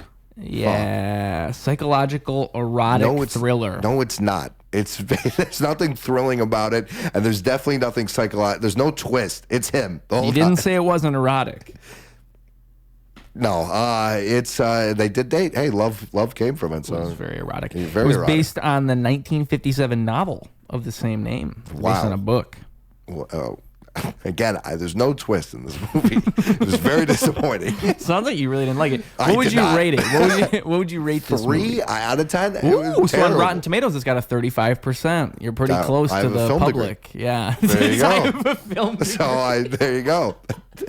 He laughed very hard at that. That's very funny. That's a funny thing to say when someone compliments your film review. Yes. You're actually, I'm very accomplished in this field. Give me another one. Give me a movie. Good Will Hunting? Well, I want to give you a tough 87. That's that feels too low. That's what you 94. think the public's going to give it? No, I feel like 94. Letterboxd is a better place to go for if we're looking at what the public thinks. That's this new thing, right? You don't know. No. Letterboxd is how I log the films I watch, even, but it's how I think of my ratings on a scale of 1 to 10. When do you log them? That's my question. I know right what when this I watch is a little bit. You just right when I watch them, I put it like you just put log, and I just use a quote from the movie. I don't even review it. I just use a quote from the movie, just so I can remember that I watched it. You don't even have to do that though. You can just log it and then put that you watched it. You don't have to review it or anything. Yeah. And it just says I watched this movie on this day, and so then you can look and see all the movies you saw this Do you past. have followers on there? You can, yeah. Okay. There's popular reviewers, but I'm saying you don't have to use it as a social media. Like literally, I just use it so that I can log the movies. Yeah. It's good because then I can remember the shit I watched and what I thought of it. I can look back at a movie I rated on there, and it'll say what my rating was. So now it's like I can tell you all the movies I think are 10 out of 10s because it's on the fucking app. But that's why I like it, not because I follow. But I do like it when people I know are on there, because then I can actually fucking... Dude, I just follow random ass people on this fucking thing. Here's the problem. I got to re-download it right now. But you got good Wi-Fi here. Why am I connected to the Wi-Fi? That's crazy. But have I been here before? Xfinity open Wi-Fi stealing your data is what it is. As I go into this is the problem I had. Is I felt this overwhelming feeling of anxiety that I've watched so many movies, and do I need to go back in here and start ranking them all again? No. No? Okay. No. See, that's what I thought. But you can. I had a great scale. Let me tell you about my scale. It's a good question to ask anybody is what's your scale like? Because everybody's different. I don't like when people give 5s to everything. Sure. I hate that, like a 5 out of 5 or a 10 out of 10. I hate that. Like, not everything should be a 10 out of 10 or a 5 out of 5. You're wasting your 10s. But I'd love to hear your scale. I'd love to hear Michael. How I had the Michael scale. Ooh, Thought this was real original. I'm really proud of this. This could be a clip. The Michael scale. It's a 5-star scale, and it's rated by Michael. So the 5-star Michael is Michael Keaton. 4-star. So if I give it a Keaton, it's 5 stars. If I give it a Shannon, Michael Shannon, shout out Michael Shannon, 4 stars. Michael Caine, 3 stars. Michael J. Fox, a little shaky of a movie, 2 stars. And then Michael Cera is a 1 star. Oh. And that's not a shot at Michael Cera, but I do think of a 1-star kind of not performance, but attitude. And that's what's the movie where they're all dying? This is the end. Yeah, and he's a douchebag in it. So I go, that's Michael Cera. That's Michael Cera. I thought of a lot of different names. That was. I'm surprised you put Michael Caine at 3 and not 4. I feel like Michael Caine would be above Michael Shannon. Michael Caine is no. Michael Shannon, every character he's played, I feel like I really get into. I really enjoy that character. Yeah, okay. Caine just feels like a baseline. Yeah. He's always solid. I never am into him more than anyone in the movie. What Michael Caine movie are you like? Michael Caine was the best in this. Never the best. Nothing. But he's a good supporting actor in a lot of movies. That's why he's a 3. He's just the baseline. Michael Shannon. Is it Nocturnal Animals? Is that the one where he's the sheriff? Yes. Dude, so good in that. Yeah. He's really interesting. I really don't like the show. I wanted to like it so bad, and I couldn't finish it. But Boardwalk Empire. I never watched it, but he's in that. He's in it, and he's really good. And he said he's never watched it, which is hilarious. He's really good in that. The Iceman is a terrible, bullshit made up movie, but he's really good in it. He's the man, dude. I really like Michael Shannon. I think Michael Shannon elevates everything. I feel like I'm missing his biggest roles. I saw a movie where he was telling a bunch of people in a town that a storm was coming, and they're all crazy for not knowing the storm was coming. And it was Michael Shannon, and he was good. Michael Shannon. He was like, "You guys are crazy. You guys don't know a storm is a coming." He's in Nuremberg, didn't see it. Amsterdam, didn't see it. Want to see it, but didn't see it. Bullet Train, I can't even name any of these movies, and he's in Knives Out, I guess. Nocturnal Animals. Okay, maybe I'm not a big Michael Shannon fan. I have not seen any of these movies. See, I feel like he's a 3. Iceman, yeah, maybe. So maybe I'm going purely off his performance in Nocturnal Animals. I gave him a 4-star performance. Should I do Michael B. Jordan for 4 stars? Yes, that's so much better. Is Sinners good? I haven't seen it. That is so much better. Yeah. Is it Michael good? B. Jordan's, he was in a bunch of, I didn't see the Creed movies, but he's those in 8 Mile. He's in 8 Mile. Michael Shannon. Yeah. No, Michael Shannon's in 8 Mile? Yeah. So was Michael B. Jordan, though, or no? No, that's racist. That's racist, yeah. No, he's not. He plays... But to be fair... Yeah, go ahead, keep talking about Isn't the guy who's the bad guy in... Michael Shannon? No, the plays guy... Greg. He plays his mom's boyfriend. Oh, I'm mixing him up with Anthony Mackie, the guy from Captain America, because they were both in Marvel. Yeah, that's why I was mixing it up. Because Anthony Mackie no, not because he's black. So they're both in Marvel. Because I was thinking of Black Panther, but it's also because Anthony Mackie was. Well, Black Panther's not any of them either. Black Panther's dead. It was the. This is bad. No, Michael B. Jordan is Black Panther. Oh, he's not. Michael B. Jordan is Black Panther. He's in the first one. He's Killmonger. Brother, you got to look that up. He is, dude. You're making me seem racist, but I'm not. You're saying he's the Black Panther? No, he's the bad guy. Oh, okay. Michael B. Jordan was the bad guy in Black Panther. He's not just automatically the bad guy. That's kind of wild to say, too. But oh, my God. But you kind of, let me guess, they're all the bad guy in that movie, huh? No. And that's how you end. The second one, they're all the bad guy. How many episodes have you done? Yeah. Because this is the last one now. Guys, if you didn't know by now. That's great. I am obviously racist. I think it's been more apparent on this episode than any. I thought it was obvious all along. Yeah. That's. I thought people had figured me out by now. But now they know, which is great. You said Eminem's your favorite rapper. Couldn't name any other rappers. It was kind of weird. Yeah. You were going to be statutory and statutory evil. Statutory evil, yeah. Could have just easily been evil, but you had to be statutory. Yeah, you went with what you related to. It was great. I mean, I feel. You ever think about like if you were to be canceled, like what they would get you on? Like sometimes I think like it's probably just gonna be some random shit I said one day. Sure. Like, it's not gonna be the thing you think it's gonna be. It'll be well, like if someone was to write a newspaper article about you, like because I don't think canceling's like what they say. I would be over the. But I'm saying like say someone writes an article and says you're this crazy thing. Like it's never gonna be the thing that you thought was actually offensive. It'll be like the random joke you made offhand. You'll be like, wait, I actually said that? 100%. Yeah. It's gonna come back to this. That's what I always think about. It's like it's gonna be. I might as well just give up on trying because it's gonna be the thing I don't even think it's gonna be. It'll be the thing I thought was tame. I would be over the moon. First of all, let me say this: I would be over the moon if I get an article written about me in the newspaper. Oh, that'd be awesome. Also, why is that where I'm getting canceled? Why is it in the newspaper? What an old way to get canceled. Why isn't it online? Why am I in the newspaper? Imagine reading the Times. Yeah, Nick had a comedy career over. Yeah. No, guess what? It wouldn't because no one reads the newspaper. That would be cool. Yeah, have you ever been in a newspaper? Yeah. Yeah, it was cool. What were you in for? You said that scared me a little bit, but what were you in for? I was excited because I have. When I was younger, they interviewed me at the library when I was at the library with my dad. Okay. And they interviewed us, like they asked us questions and they took our picture. Yeah. And then it man-made was like, library or human-made, not by AI, not by robots. Yeah. It was real. No, I was going off the mobile home. Man-made homes. Yeah, it was not broken into two pieces and put there. Yeah, it was built from the ground up. Amazing. You're making it now. So they were interviewing you. It was built in bricks. Yeah, you guys are doing real well. Now they're interviewing you. What did you get interviewed about? They asked me about. And how old are you? Fuck, I don't know if I remember. So I was probably like 8, and they asked me about probably what I was doing that summer. Nice. Or if I think they asked what I was excited to do during the summer. And dude, I don't know. I'm fucking making this up. I really don't know the answer because I'd have to look. But I think I said something about like I'm excited to swim and hang out with my dog. Riveting. Probably something like that. Riveting stuff. I would have wrote about that too. That's unbelievable. And it's my picture like. And that was when you were in the newspaper? When I was 8. Your claim to fame? And they asked my dad, like, how do you feel about doing your taxes this upcoming season? He's like, I just want a home that I don't have to build. Stop talking to me. I've been avoiding them for 5 years. Yeah, that's why. That's so good. Yeah, I was in the paper I don't know how many times, at least one time that I can think of. Nice. Yeah, we were seniors in high school, and apparently it was not normal for everybody to go. Me and my friend group went to the same college then. All 4 of us from a pretty big friend group that was like north and south. But my south friends, we all went from south to Mizzou. That just was not common. So group of local degenerates migrates keeps together. the party going. Yeah, exactly. And then there was that whole, the list that just came out. I got put in the newspaper for. But either way. Nice. Yeah, it's good. Any publicity is good publicity. Just happy to be on a list. I agree with that. Yeah. I think that's lost on modern society. Well, Kevin Spacey's got it figured out.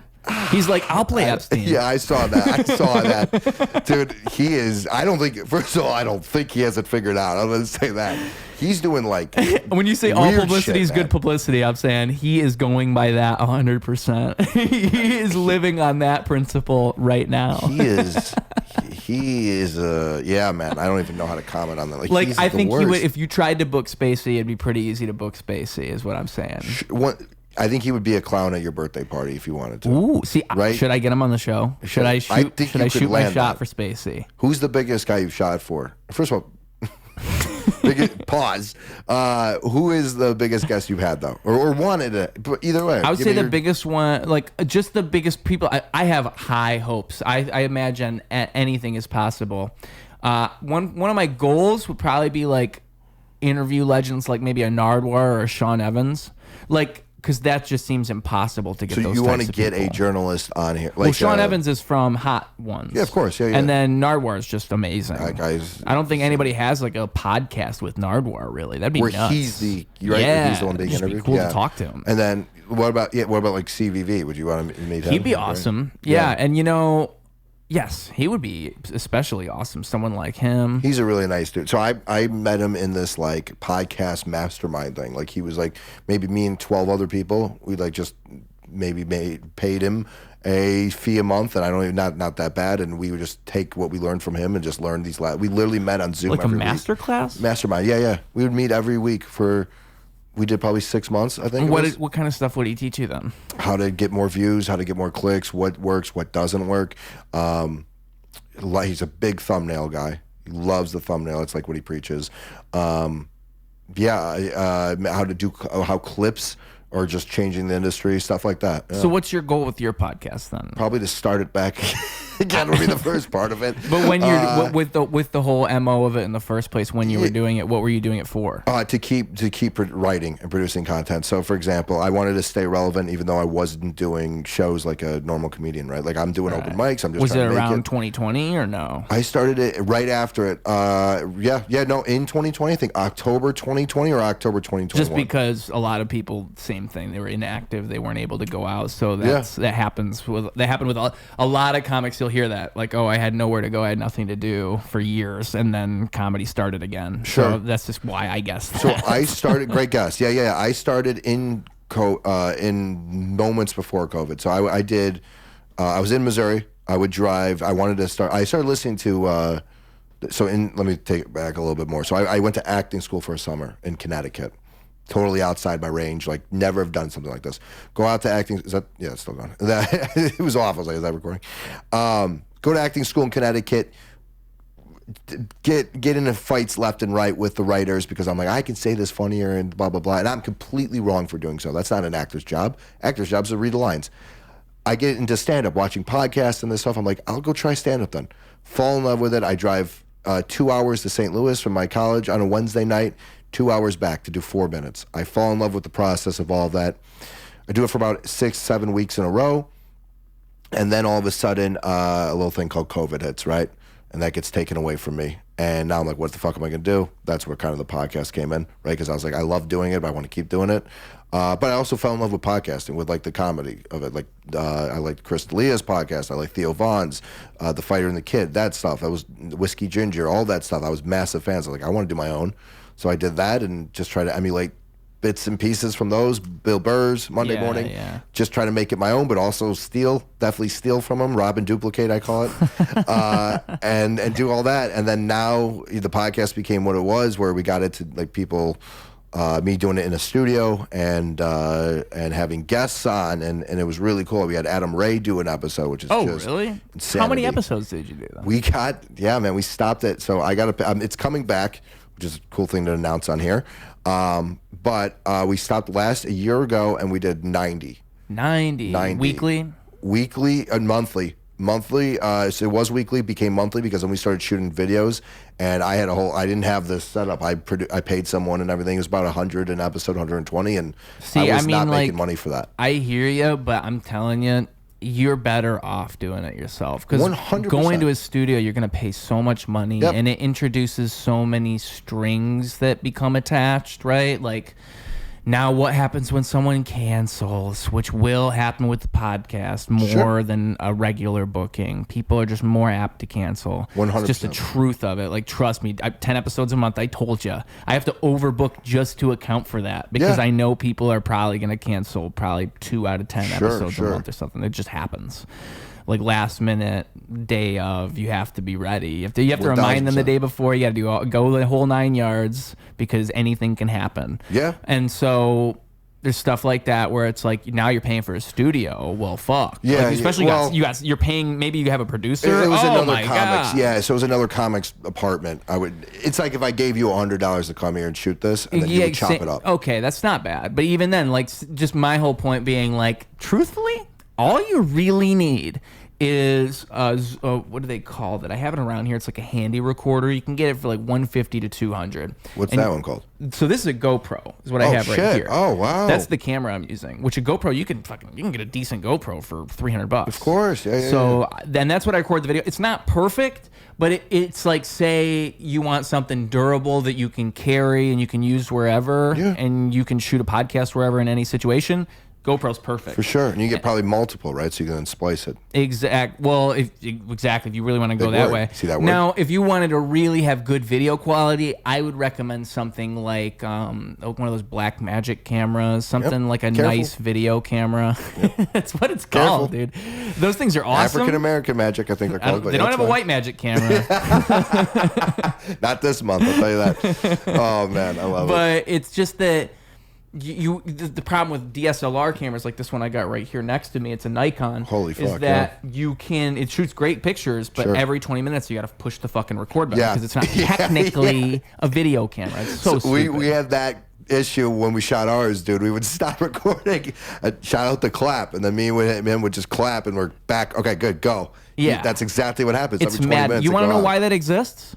Because of a tax. Because the camera. What? A tax. Because the camera can physically do it. There's like hacks people have where you can like modify the hardware. It's like sick. if you had a phone and you cracked it or whatever it is. It's the same exact thing. But the reason that the camera can't do it is because legally they can't. They have to pay more to ship the camera if it's legally a video camera. So what makes it not legally a video camera? If it can't record more than 20 minutes. So because of that legal tax. Holy you shit. have to push the fucking button every 20 minutes. Ruse Radio. It drives me insane that that's the actual reason. Because it's like physically the camera is capable, but I can't use it. Now, is that cracked? No. Okay. Because I don't know how to do that. I'm not smart enough. It's probably not that hard. Can you get Doodle Jump on there? Right? Can you play? That's the only time I heard Flappy about Bird? cracking. You got Flappy Bird on your camera? That's the only time I heard about cracking. But also the GoPro I recommend because if you really don't want to make it way hard for yourself and do all this extra shit, because say you got 3 angles and you're cutting, well now you need an editor, now you got to spend all this time on your podcast.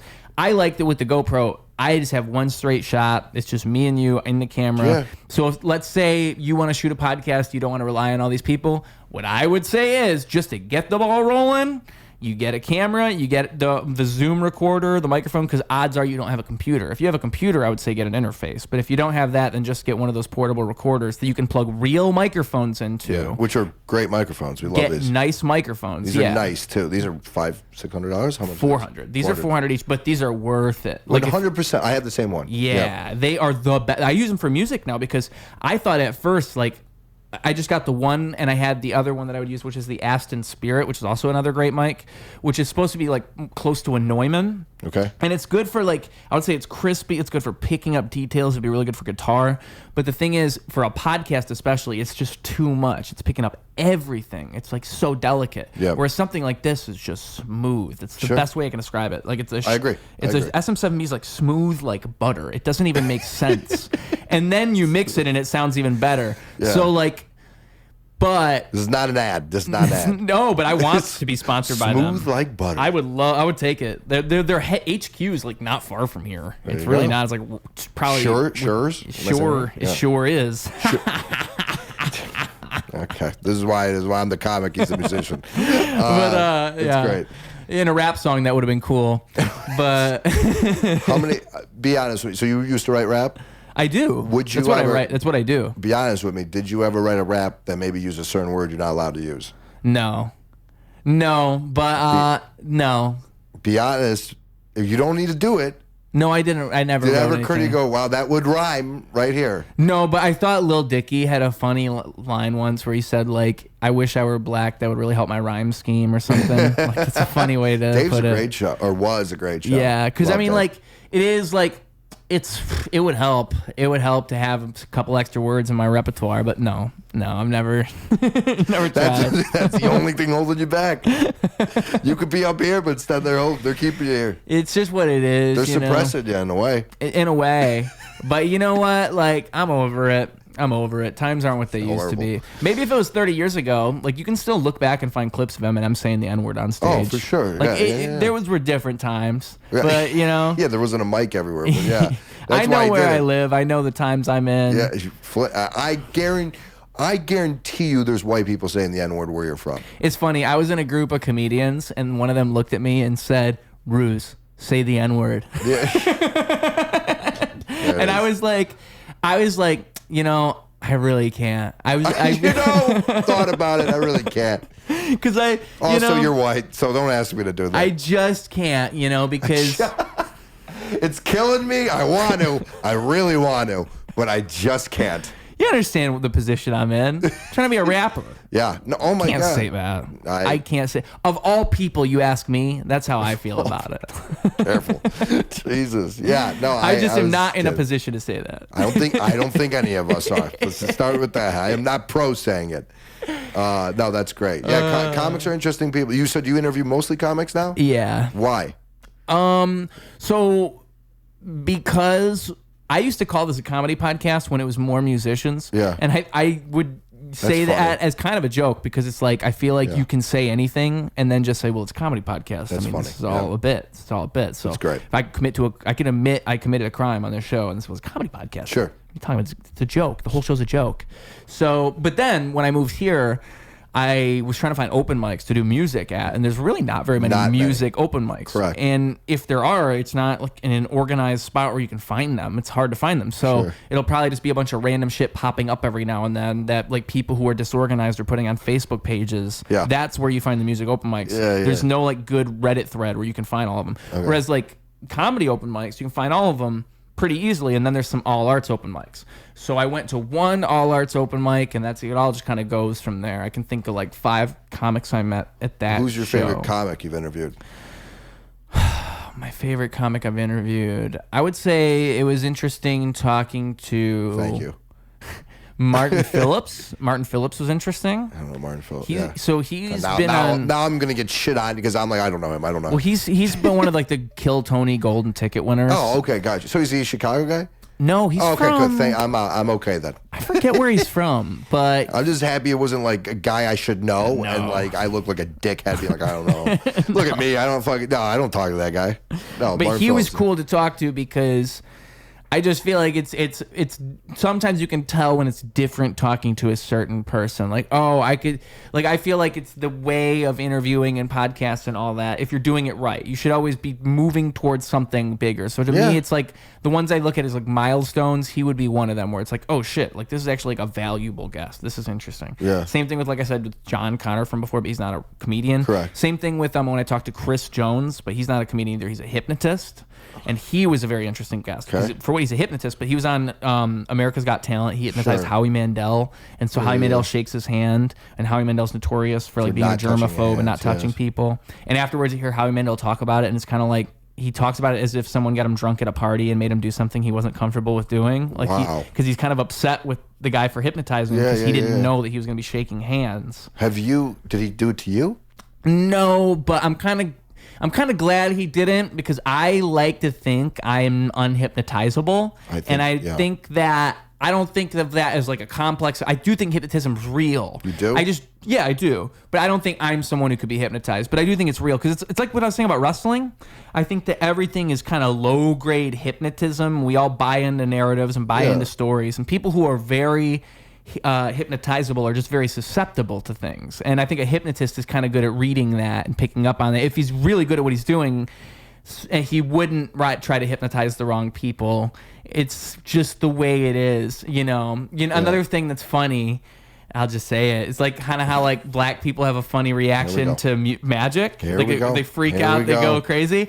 I've noticed that with black people with hypnosis, they don't like it. They are not a fan. Sure. They are not trying to get hypnotized at all. And I think hilarious. That's pretty funny because it's like black magic. It's like evil. Like, what is this evil voodoo? I don't like this. Yeah. And I don't know what the difference is in culture, but it's like I resonate with that. I don't like it for some reason. I feel like you want you to control me. You can't control me. I'm an independent thinker. You'll never get me. That's how I'm thinking as they're trying to hypnotize me. But I will say, because it's interesting, because I've never been to a live hypnosis show. And every time you watch it on television, they actually have laws where it's like they can't broadcast the part where they hypnotize you. And so when I was there live watching Chris Jones, my friend, because I went to his show, it was the first time I'd ever witnessed how it works. And it was like, I thought it was interesting because I don't want to like spoil it, but how he did it was it was kind of done that the whole episode, so might as well let it rip. Yeah, just spoiling everything that exists everywhere. Go ahead and spoil this. I was going to spoil this now. So he was talking. This is how you hypnotize your friends. He was talking. You get them to close their eyes, and you tell them, like, everybody just close their eyes, just relax, and all this. But he didn't make it sound like you were about to get hypnotized. He made it sound like just close your eyes and everybody participate. And this is all just part of the beginning of the show, like it's like a pre-show thing. He didn't. It like to me, it was like he wasn't being clear. And that was part of the intent. It's supposed to catch you off guard because it's like I'm saying, close your eyes, everybody just participate with this. And then what I thought was interesting was he had like something that was talking while he was talking. Like it was two voices at once, but they were both his voice. Yeah. And it would like disorient you. But what I thought was interesting was that the voice that was with his voice was the same quality, the same audio quality as his voice. So I was surprised they pulled that off because it made it sound really convincing. Like if it was like a recording on his phone and also his voice, it wouldn't sound right. It would sound like one is not the same quality as the other, but both were like the same. It'd be like if I was talking to you twice at once right now, and that's what it sounded like if you closed your eyes. Gotcha. And so, but that lulls you into this sense of insecurity. Yeah. And then eventually he just starts hypnotizing people. And it wasn't like a big crowd at the show I was at, so it was me and maybe like 15, 20 other people. And I could kind of tell that something was going on because I still had my eyes closed, but like I was just participating because I'm like a good audience member. Sure. And I hear him coming towards me. And so at this point, I like jerk my head up and I look at him and he like stops and walks away. But the motherfucker was about to try to hypnotize me. He was going to try to come over to me and say, when I touch you, fall asleep. And I just, you can't get me with that. I believe it exists, but you can't get me. That's how I feel. I think people are susceptible. And you know why I think that? Because I've seen someone like Chris Jones, this hypnotist I'm telling you about, he goes to colleges and he hypnotizes college kids. So it's either that he's paying college kids to participate. That feels creepy. What's funny is like... There was no show. No one invited him to college. He just shows up. I think what's funny is he asks them like risque questions. He'll be like, oh, like, what do you want to do with so-and-so after this? And he'll like get the hypnotized person. So he's single? Yeah. What? Who are you? It's a funny move. I have a show right now. Dude, there's hypnotists who who work in LA who will get you to like pretend that you're having sex with somebody on stage. That's what I'm saying. I don't buy that shit. You don't buy it at all because I think like the alternative is to believe that all of these people are just playing along or are in on it. But the question then becomes like, why is it then that when they're in on it and they're playing along, they never laugh what like you would if you were in on a joke? Like you always look at somebody who's hypnotized. They don't break. And they don't break. And it's like normal people that aren't trained not to break. So that's what always confuses me is like, it has to kind of be real because why would they all know to play along? Like you'll look at a hypnotized person and they'll say like, you're a superhero. What's your superpower? And they'll just say something ridiculous with like full conviction and play along. But everybody's laughing at them and the whole room's like laughing at how ridiculous they're being, but they're not breaking because they're hypnotized. Sure. And I just like, you can go to a college or a high school like a hypnotist does and they'll do this to random kids and kids do always do it and play along. And I think some of them are just trying to be funny. Sure. But the weird part to me is that weird absent look in your eye and that not breaking and all that. I would never. I don't feel like you could ever get me with that because I'm just too psychoanalytical. I'm thinking about things too much. I'm gonna be philosophically thinking about how you're trying to hypnotize me. So you can't hypnotize me. But I don't think other people think like me, and so I think it is possible to hypnotize people. I think it's more unlikely that it's all fake because how could you fake that? That's kind of how I look at it. Like how could you possibly fake being a hypnotist and showing up. And the thing about the Howie Mandel thing that's crazy is it's kind of crazy that you're really passionate about that. Because I've never seen someone so get into this hypnotism. Because it's a specific person. Like when I asked Chris Jones about it, he told me that it's like fishing with the net as opposed to fishing with the hook. Okay. And what that means is like you want a wide audience because you can probably hypnotize 1 out of 100 people. So you want to get as many people as possible because you're more likely to get people that are hypnotizable. You can't hypnotize everybody. Exactly. In his words, he said that. Just any hypnotist will tell you this. That's how it works. That's known. But that's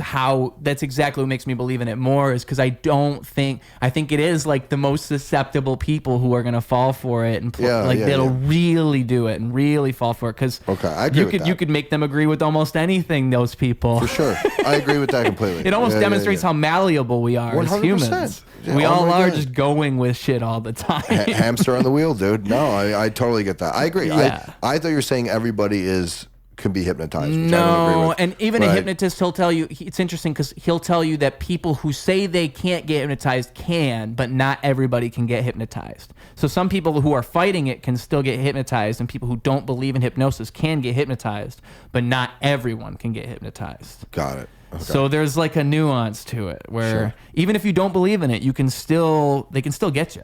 It's like that seems. I can see how it would seem like evil, satanic, dark magic. Evil. It still feels evil. Like you've gone through the whole thing.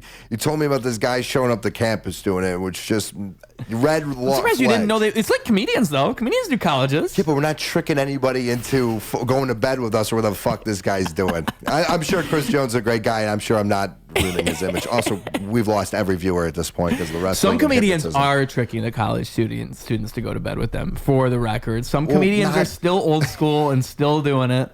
Some people never gave it up. I've never done a college gig. I think, am I too young to do a college gig? I feel like that would be weird.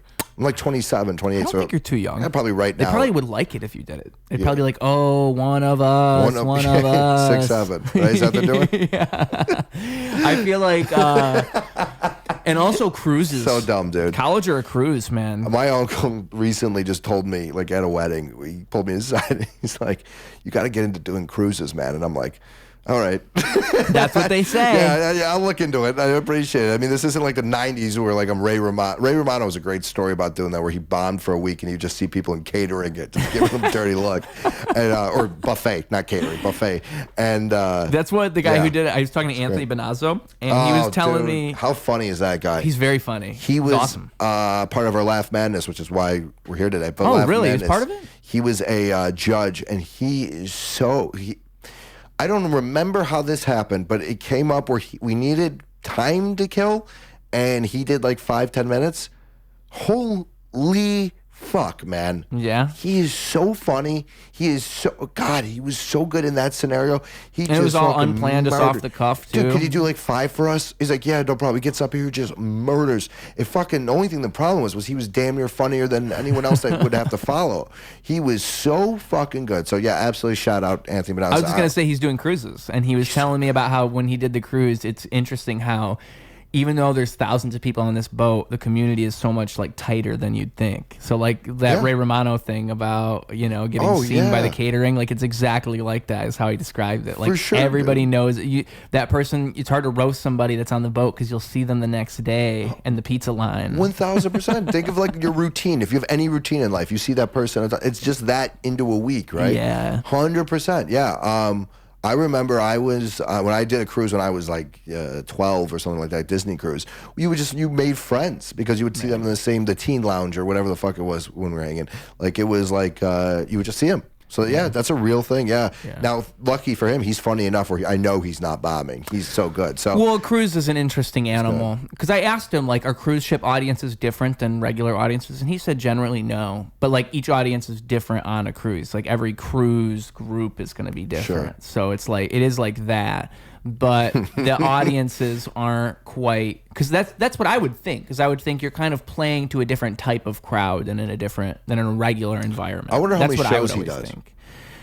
And it sounds like good money. It sounds like the same reason you do a corporate gig, you do any of this shit. Because that's what money, pays. Oh my God. You're trying to be a comedian and get paid off that? No, well, cruise money's really good money. Yeah. Colleges too, again. I wonder how many shows he has to do. Does that make per sense? night? Probably a couple per day. So you think he does per? Oh wow! That's what I was wondering if assume. he even went on every night. And here's I would why. assume 2 to 3 per night. That's what would be my guess. You think there's enough people to cycle in and out? Probably on some of the bigger ones. Yeah, I would say, because the thing is, I think it's like a 3 to 4 day cruise, and he's just on it for a week or so. So he's doing two different groups. I would assume it's something like that. Yeah. Okay. And because you got to imagine, it's like the cruises think about it like we're kind of paying you per gig, so we want to use the most of you that we can. For sure, but you got to mention too, he's not doing a different act. Right. So that's why I'm like, I wonder how much he is, because we can only have so much time. That's a good question. Yeah. Well, you should have fucking asked him when he was on the podcast. That's on you. Dude, we talked about the amount of time we talked about wrestling. We talked like for half of that time about just about cruise ships and like cruise comedies. That's so funny. I mean, I kind of just let people go. That's fair. I think that's the move, because you'll never know what. Like, I think if I had a bunch of questions and I planned this out, you would never know what people's interests really are. You get to interesting spots. Like, I learned more about cruise comedy from him than I've learned from anybody because of that approach. Yeah. I've never talked to anybody who's actually performed on a cruise but him, because I think it's like I said, an interesting animal, and I would wonder how different it is. Did you ask him how he got into it? No, I should have asked him that. Yeah, like how exactly. I could be telling you there now. I gotta get that fucking. You're gonna be like texting him after this. I'll be on Carnival tomorrow right now. I'll be on Carnival, Norwegian, dude. Sign me up. Yeah, it's a bag. I know that, so that's what I wanted. I have to pee. I'm gonna pee real quick. Yeah. These are, and by the way, they're all my motherfucking thick books, man. They're not like. None of these are skin. Like, these are fucking. Size matters. Yeah. Bible fucking verses in there, dude. There are some cool books, like those big ones, like the Italian Renaissance art one, History of Italian Renaissance Art. That's a cool book to have. Where the fuck am I looking for that?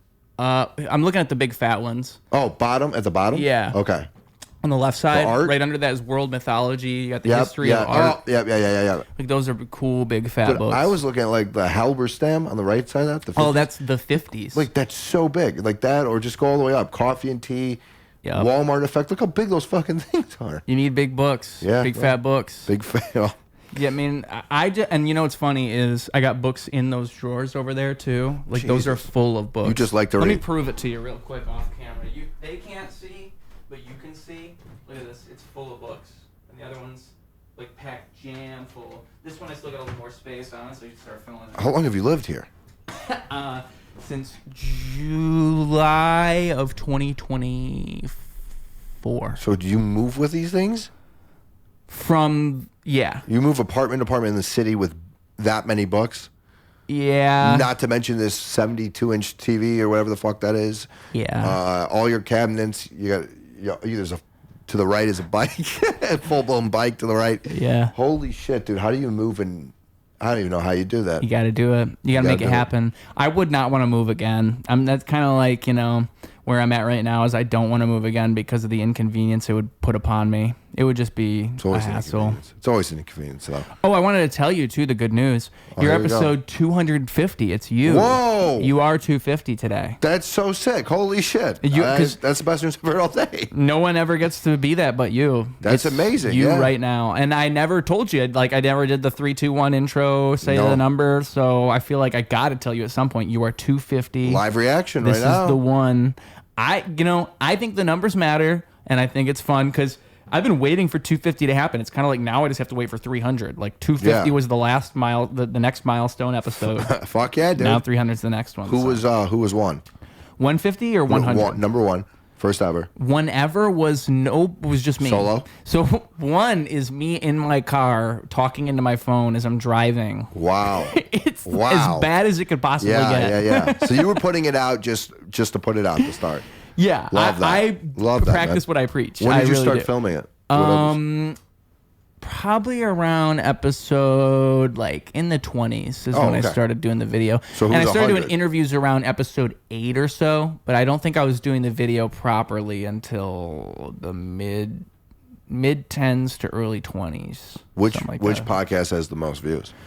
The one with my sister, funny enough, it's called The Life of a Playboy Model because my sister was a Playboy model in a different country. Not America, but a different country. She was on the cover. She was a cover model. What country? I can't remember. I didn't know what the first question would be. I don't know why that was that one, but yeah. But her name's Felicia Burkhart. I feel like it's all right. I feel like it's definitely weird if I'm like, let me see a picture. I like that's a very weird question, so I won't do that.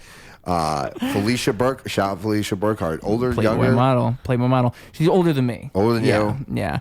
But and that was the whole thing. The life of a Playboy model. I made the cover, the thumbnail, like her and the Playboy photo, of course. And at the very beginning of the video, that's a hell of a relationship you have with your sister. The intro of the video is me going, "Hey guys, so this is me, a podcast, me and my sister. She's Playboy model." I felt like that one needed an intro. Yeah, that one did.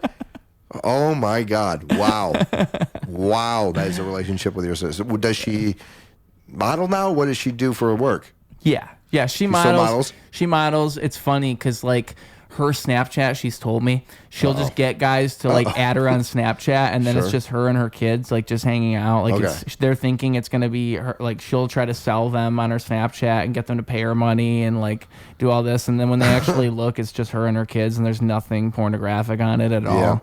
So I think her life is interesting. She's married with kids now. No, she's kind of got like, I don't know if I should put it this way. She's kind of got like a sugar daddy situation going on. Wow. Yeah. Wow. Which I got to respect. Like I honestly kind of Wait, so are they her kids? They're her kids, but I mean like she's been very good at securing funds to support her children, which I think is a skill. Is the sugar daddy from this country? Yeah. I didn't know if he would be like, would you say yeah, like any of this is normal? I was saying, like if he's the guy from whatever country she shot the Playboy in. That's where she seems the most famous, right? Oh, no. That was just a thing that happened. It's not like where she's famous or anything. It was just like, sometimes opportunity just lands where it lands. I guess. I'm going to be honest with you. I've never had that opportunity land where it landed in my life. But I guess she did. She must be killing it. So we love that. Yep. That's my most viewed episode. Second most viewed episode is Emily Ogle. Emily Ogle was my second most viewed, which I was surprised because that was like, it's weird. I don't know how YouTube works. No, it's just weird because around like episodes 120 through 130, it's just like the algorithm blessed me. And people would watch like the full podcasts. It would be like, I would get a podcast that would get like, I think hers is like 600 views, but it's got like hundreds of hours of watch time, like hundreds of hours. What does she do? She's a comedian. Chicago comedian? Yeah, but that's only that Sorry, one. Emily. Because I've known that. I've had her on again, and it's not as many views. So it doesn't, like, I don't think there's any rhyme or reason, or it's like her name, or it's any... I don't even think it's the thumbnail I made or the clickbait. I don't know what it is. Yeah. I think YouTube just decided to show people who would have watched that video, because it doesn't make any sense, like, how this will just randomly occur at random stages. Like, I don't think there's any real rhyme or reason, because around that era, like 120 through 130, there's a few videos that got a lot of views. Like Matt Bowe was on around that time, and that got a lot of views. He's awesome. Which he's great, but I don't know if it was just YouTube being YouTube or if it's because he's him. Matt, it's hard to tell. Who knows? And then like there was another one, Natalie Whalen was right around then. Sure. That one did great. That one still does great. Very funny, yeah. But it all just, I don't know. Like I feel like you did a decent amount of podcasts with guests, right? So do you experience that same thing where it all just feels kind of random, like how the video does and the experience? No, you don't think so? It's random if it's solo, I feel like. Or the thumbnail's really good. I think that helps. But if it's like a guest, the name helps a ton. Well, you had fucking Adam Ray. Did you have any other like bigger guests on there? So Adam Ray was that's a solid guest. Pre-video. Yeah. So it's only audio. Okay. And it was also Dr. Phil. So he had not like 20. I started in 2021. It would have been 2021. One was the debate with, dude, they were doing the debates. So it was something with debates whenever it was Trump versus Biden. It was those debates. So whenever that was. Was that 2024? That's too late. I don't know. I'll have to look it up. But I think 2022, but that doesn't feel right either. Just audio. Virtual then? Just audio. We did it on Zoom. I just told the story on the podcast. I'll tell it again. Because who the fuck ever listens to any of these podcasts? But he gets on. It is like, dude, 1 a.m. maybe here in America. He's in Australia shooting. want to talk full circle? He's playing Vince McMahon in Young Rock. So full circle to this podcast episode. He's playing him. He makes time for me to do this interview. Very thankful. But again, he kind of like was doing that. Then he wanted to work out, and then like he wanted to watch the debate. So like it got to an hour here in America where it was really late. We stood up, we stayed up, and we got him on, and we're talking. And how you started this episode and how the story I just told this podcast on started was conversation, right? And that's how we start talking. But I like to do a fucking intro. This was episode 8 or whatever, my podcast, very early on. I'm talking with him. He starts telling me this story about like getting drunk. Ironically, I think it was in Australia with Dave Grohl and oh my God, the Foo Fighters are Eddie Vedder, Pearl Jam. They were getting drunk with them. I think like Dave Grohl did like a shoey. Do you know what that is? Where you dump a beer into a shoe and chug it from the shoe. I know now. What a story! What a fucking story! He's telling me this, dude. None of it's recording because I haven't given the intro. And I know that as it's going, I'm like, this is so good for the podcast. I'm not recording. I don't know how to tell him that. So then I just hit the record button. I'm like, all right, well, let's jump into it. Well, I go, all right, save for the podcast. He's like, you weren't recording? And then he kind of like really was disappointed and like let me a new one, which I deserved. And, what did he say? Do you remember what he said? He was just like telling me like just like how I can put it in later and like, and he was 100% correct. I just was so green to it. How long were you talking to him for? Dude, it probably was like 6-7 minutes. Oh, dude, that does make it worse. It was bad. Because if it was like 2 minutes, long enough for me to realize forgivable. I realized it when it was happening. I'm like, he doesn't know we're not going. He thought the whole time it was part of the show. Yep. Because you guys had never spoken before that or agreed on anything beyond that. So he's just thinking as soon as I enter this call, it's all already being recorded. Yes. That was the assumption he made. 1,000%. Yeah. And I thought I legally, especially still to this day, that I legally have to tell people when they're being recorded. So I was like, well, I'll just do my intro. That's funny. Learn the hard way, man. You're just sitting there at 6 minutes of like increasing pain, like, oh shit. What do I do? Dude, and I like look up to this guy.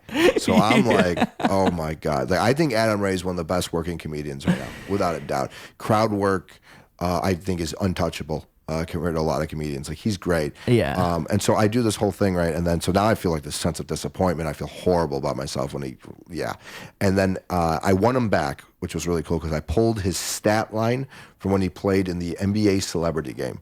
I was like, 12, 10, or 12, 7, and 5, whatever the numbers were. He's like, do those numbers mean anything to you? He's like, 0 clue? Go ahead, what is that? And I'm just like, that's your stat line from the NBA celebrity game you played in last year.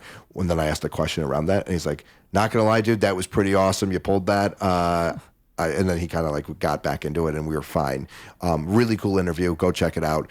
But again, that was like a welcome to the industry, definitely a learning moment.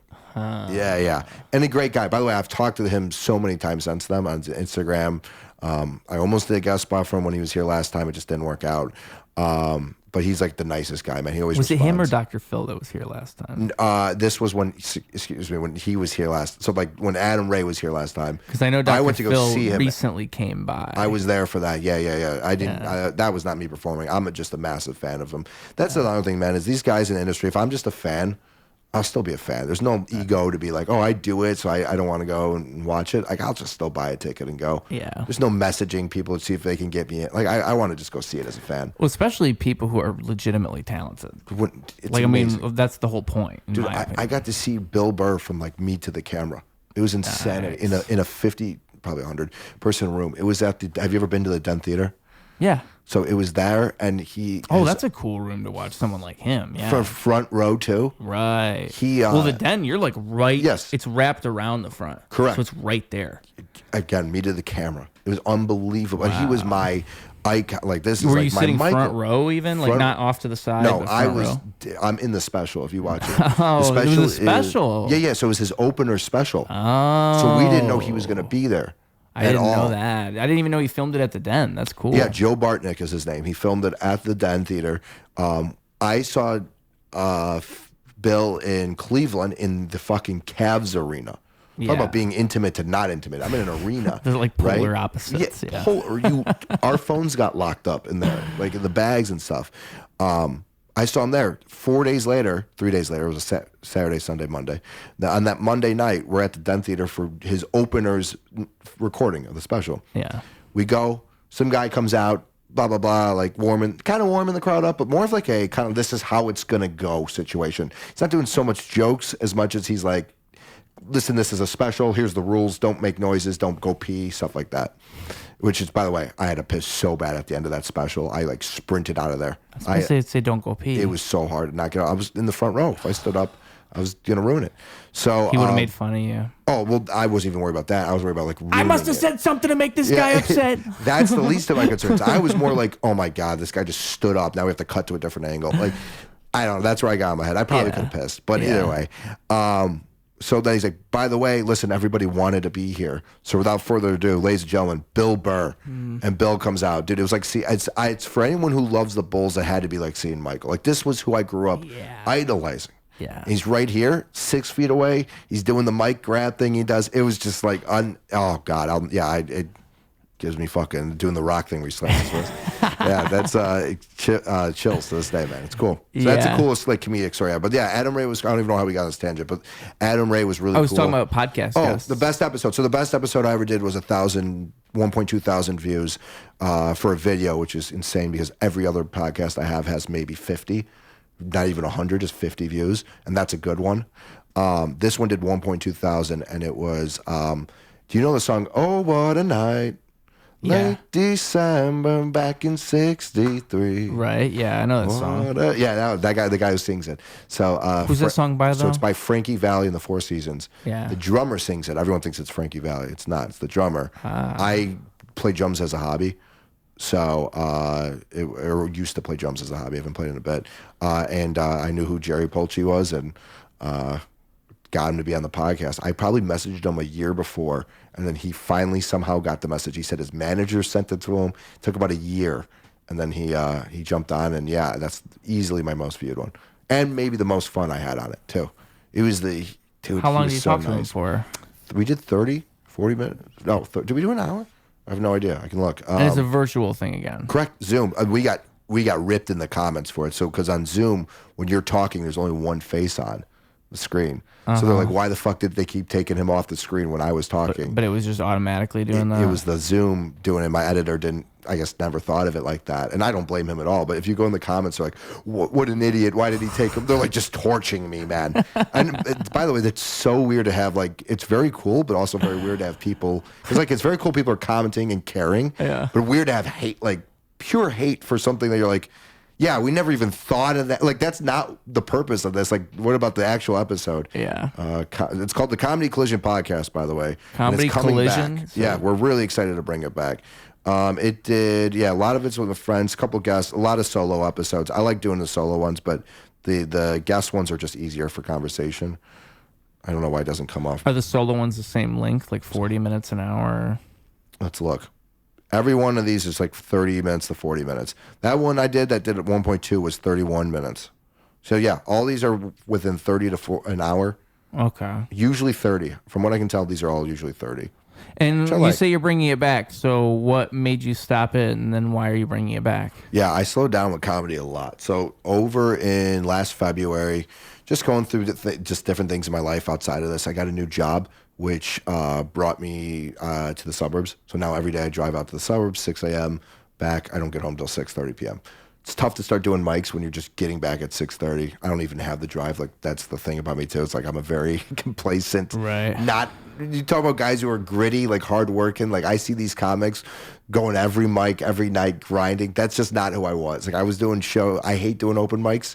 I love doing shows. It's a different feel I get. And I love that feel of doing the show, of having an audience. You go to an open mic where like no one fucking gives a fuck about you, and it's about the hang and stuff.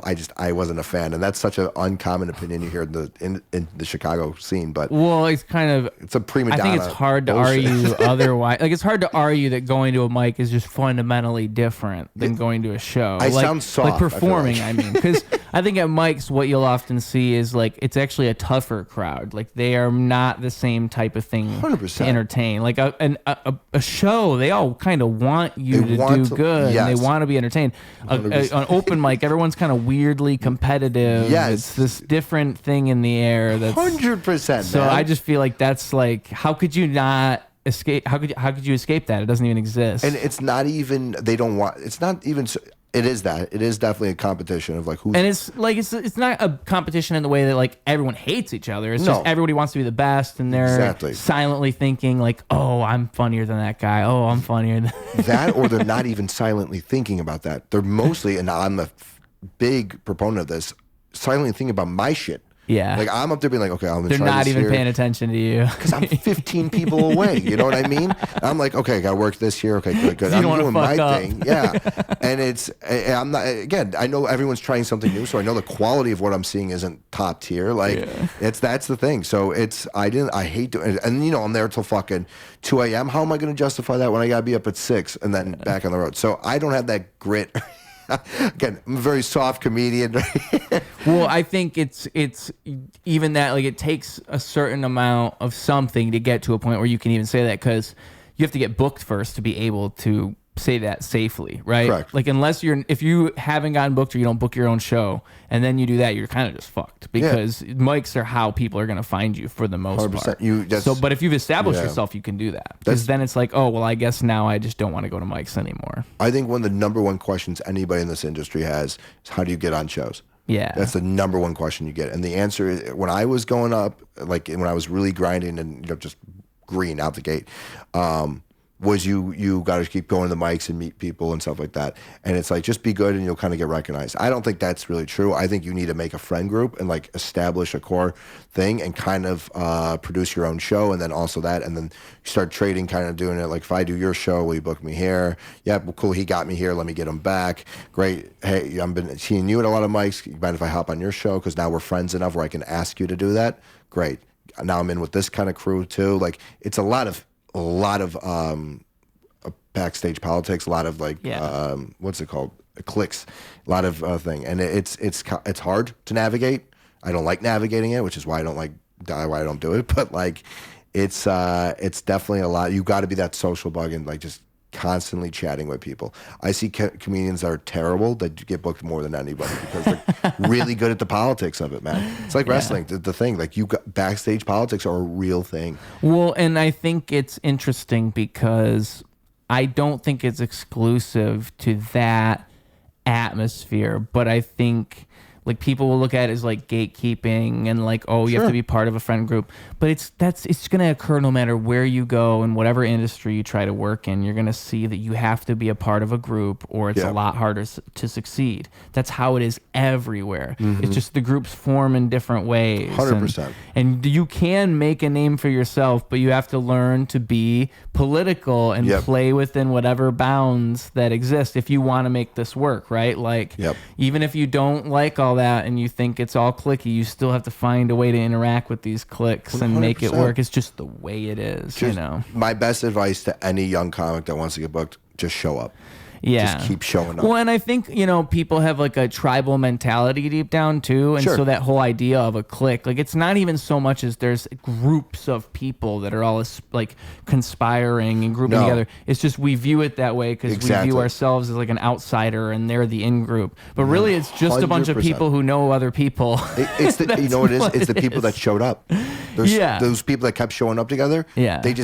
Well, you're here, I'm here constantly. Yeah. And that's the way to succeed is when you utilize the connections you have with other people. Like, so, and that's true in any world you're in. I think it's the connections that you make that matter the most. And like, I think what you'd find too is that the people who succeed the least are the people who complain and can't see like the error of their own ways. They'll be like, oh, I never get these opportunities and all these other people get all these opportunities, and they'll just blame the world for it. And they'll never think like why they're not getting these opportunities. They'll just blame everything else. Completely. And I think you can just walk in circles when you think that way. It's like you have to learn to show up, and work within whatever environment you're in. You have to know how to do that. Yes. And I think like that can happen in a million different ways, but I think a lot of it is, again, connections that you make. Like just by, I think, like I think the type of person who would show up to an open mic, perform, and walk out right away, they're gonna have a lot harder of a time than if you show up to an open mic, you perform, and then maybe you just say hi to like 5 or 10 people. Showed up to a mic and wanted to leave right away. Yeah. Oh, did his time and said, "Oh, I gotta go. I got work tomorrow." You know what else though? Maybe like go to a show. Maybe show up at a show every now and then. Like, hey, it's that guy. Yeah. Just stuff like that. Because like I think that goes a long way. People don't realize how far that goes. Like you'll hear producers say stuff like that. Like if you want to get booked on a show, just go to the show a couple times and they'll see you there. Yes. It's like people undervalue that kind of stuff. Where it's 100%. Like just be literally there a couple times and people. And the reason I say talk to people at a mic is just because you'd think people would remember you just because you were on stage, but I swear to God, literally all you got to do is walk up to a guy and say, "Oh, hey, that thing you said was funny," and he'll remember you for like months. 1,000%. What you need to do is you need to have that thing zoom in on my face when you're like, just you don't want to be the guy that just shows up to an open mic and leaves. Oh, okay, yeah. Clocks by Coldplay. Dun, dun, dun, dun. That's me. I can understand it. He's talking about my career. I can understand it, but I'm telling you, you got to have business cards like me. That's my move. You have business cards? Business cards, because you walk. Then I have an excuse. I wait till I perform because I don't want to seem like an asshole. I don't want to seem like a loser. So once I perform, you see my brilliance, and then I walk up to you with the card. I say, "Listen, right here, best rapper ever. You scan that code, it'll change your life. Best rapper ever. I'm the greatest rapper of all time." Okay. Yes, I'm the greatest. I didn't know that was on the table. Oh, today. yeah, I'm the greatest ever. So when I hand you the card, I tell you that. I say, greatest rapper of all time, scan that code, it's going to change your life. And then, like, also, if it's like a comedy setting, I should say I have a podcast. Do you freestyle? Can you do it? If I put on a beat right now, would you do it? Of course I would. Really? You know what, though? We should get the speaker if we're going to do that. Yeah. Let me get the speaker. I have a beat in mind. I don't know if we're going to get... It's not like a famous song. It's a cipher. Oh, you're going to get me sued. Is that going to get you sued? Because we don't need to do it then. I don't think so. Well, I guess we'll find out. You're really going, wow, you had that ready to go. You gotta have that ready to go. Yeah. Do you know what this beat's called? Yeah. Type in the you want to give me words Shady Cipher. Oh. I think the dun dun dun. It's just that over and over. I think dun dun dun dun dun. Yeah. It's that one. Yeah, I know that was beat. identical, but you did a lot better. That was good. You used that with vocals. That was great. Now, by the way, do not even think about like being like, okay, you jump in. That's not gonna happen. You're not gonna rap with me? Zero chance. Oh. So you're gonna give me words or something? What does that mean? What do you need? Give me that? A couple words to rap. Okay. Or am I just gonna go completely off the dome? I mean, you could at least give me a couple words for inspiration. All right, you got it. You want to go? How about we talk about some of the guests? We'll do Adam Ray. Ooh, Adam Ray. So you're writing okay. So you write. Walk me through the process here of what you're doing. I'm interested. I'm not trying to expose I want you to give me. I mean, Adam Ray's a great one. It's like if you give me words, I can incorporate them in my freestyle. Like and that's the whole idea is you want me to freestyle. So it's even better if you give me words because then I can use the words that you give me. You know who did this? Do you know who Harry Mack is? Oh yeah, Harry Mack's Harry Mack's like laid out the foundation of how to do it at this point. He's like really big for freestyle. Okay. That's what he is. So I don't mean any disrespect. I don't. Yeah. Well, I bring him up sometimes just because he's been doing it for so long and he's gotten so good at it. It's crazy. Like he used to be all right, but now he's on another level. I literally saw him from a Dr. Phil show. That's all I know. And he was great on there. Dude. That's why I brought it up. I saw him on that. I know the Adam Ray thing. Yeah. He's really good. Yeah. Where's he from? Not that matters. I wish it is interesting hearing where people. I'm gonna look it up. Harry Mack. It'll say. Okay, so we got Adam Ray, American rapper from Portland, Oregon. Nice. Would not have been my guess. No. But he's so good. He's so talented. He's only 35. It might have been my guess. For some reason, I would have thought he was a little older. Maybe it's his beard. How old is he? 35. I thought he was a little older. I would have had him in there too. But all right, Adam Ray is a good one. Bill Burr. Oh, okay. Yeah, that one's a little tougher. Yeah. I was thinking about hitting you with Brian Callen, but Callen feels hard. It's funny you're just going. You want to try to do that one? I could do Brian Callen too, but you just give me more. I have Adam Ray, Bill Burr, Brian Callen. You can give me another one. A comedian? It can be literally anything. I know. I like the comedians though. I like that you're just going down that one route. I want to see you do a comedian rap. I think that could go viral for you. All right. I don't want to get you canceled. I won't do him. Bill Cosby. Ooh. All right. That could be fun. I could try that out. How many more do you need? As many as you want, actually. The more the merrier. Nick Hanek? Nick Hanek. Because obviously, okay, I was about to say, obviously, all my names were in with all those guys, but I realized the last one I said was Bill Cosby. Yeah. So that's tough. That was tough for me. It's all right. It's good to be honest. What else do I... yeah.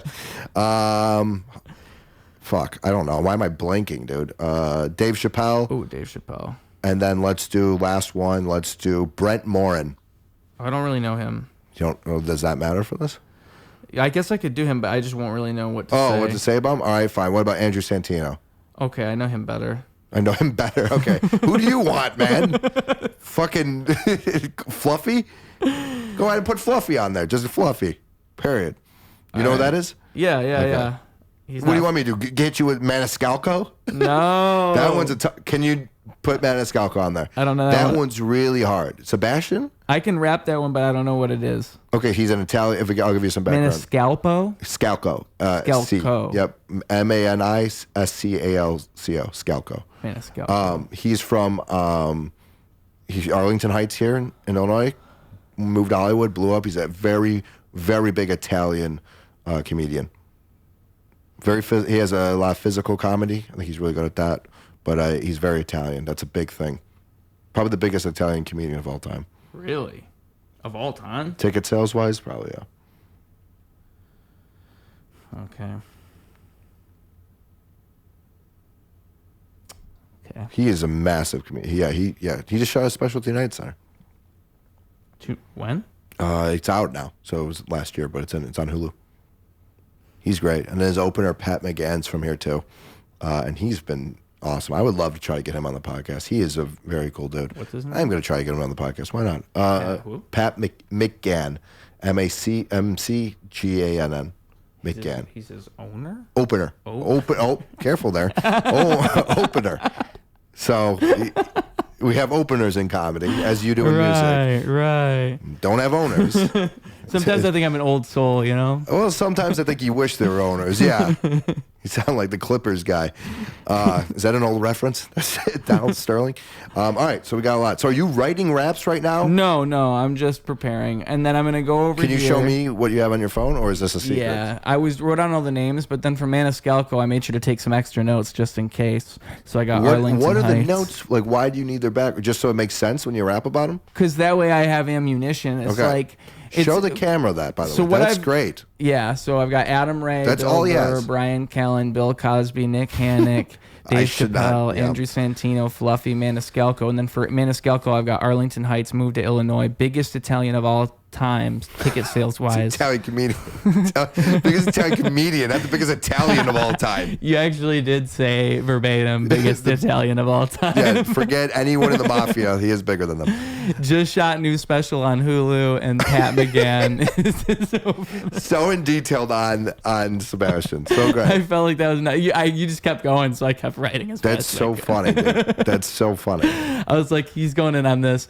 And it was going to be a surprise, but now I told you because I thought that'd be fun if that was the surprise and you didn't even know I knew all that stuff about Maniscalco and I was writing it, but now you know. You so now didn't know that stuff.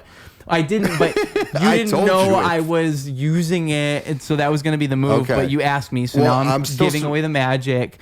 But also, I'll say this is something that I've done before. It's an easy trick. It's like a party trick.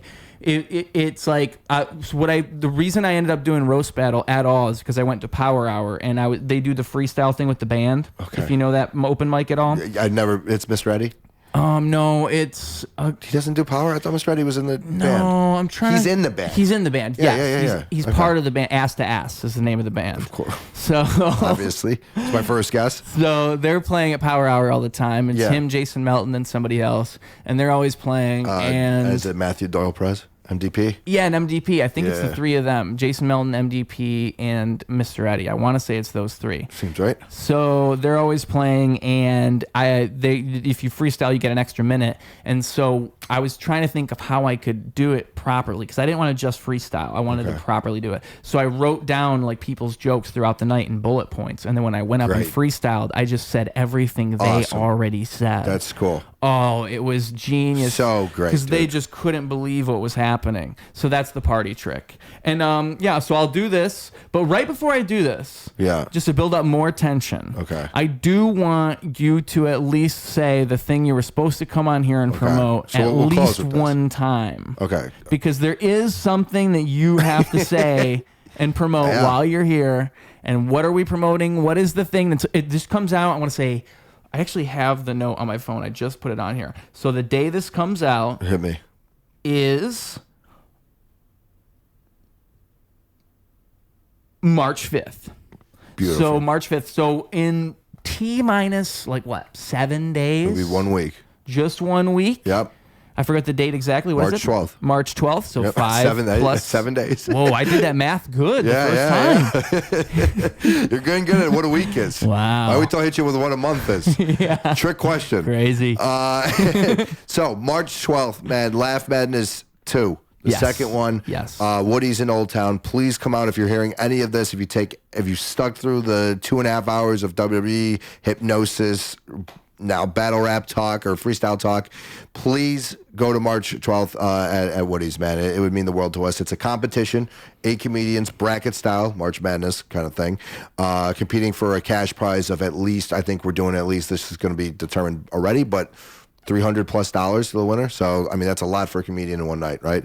How does the competition work? It's bracket, so we randomly draw. You do it. We have 3 guest judges. I don't know if this is going to pan out, so this might not pan out, but we are in talks with some former WWE wrestlers to be a judge. Crazy.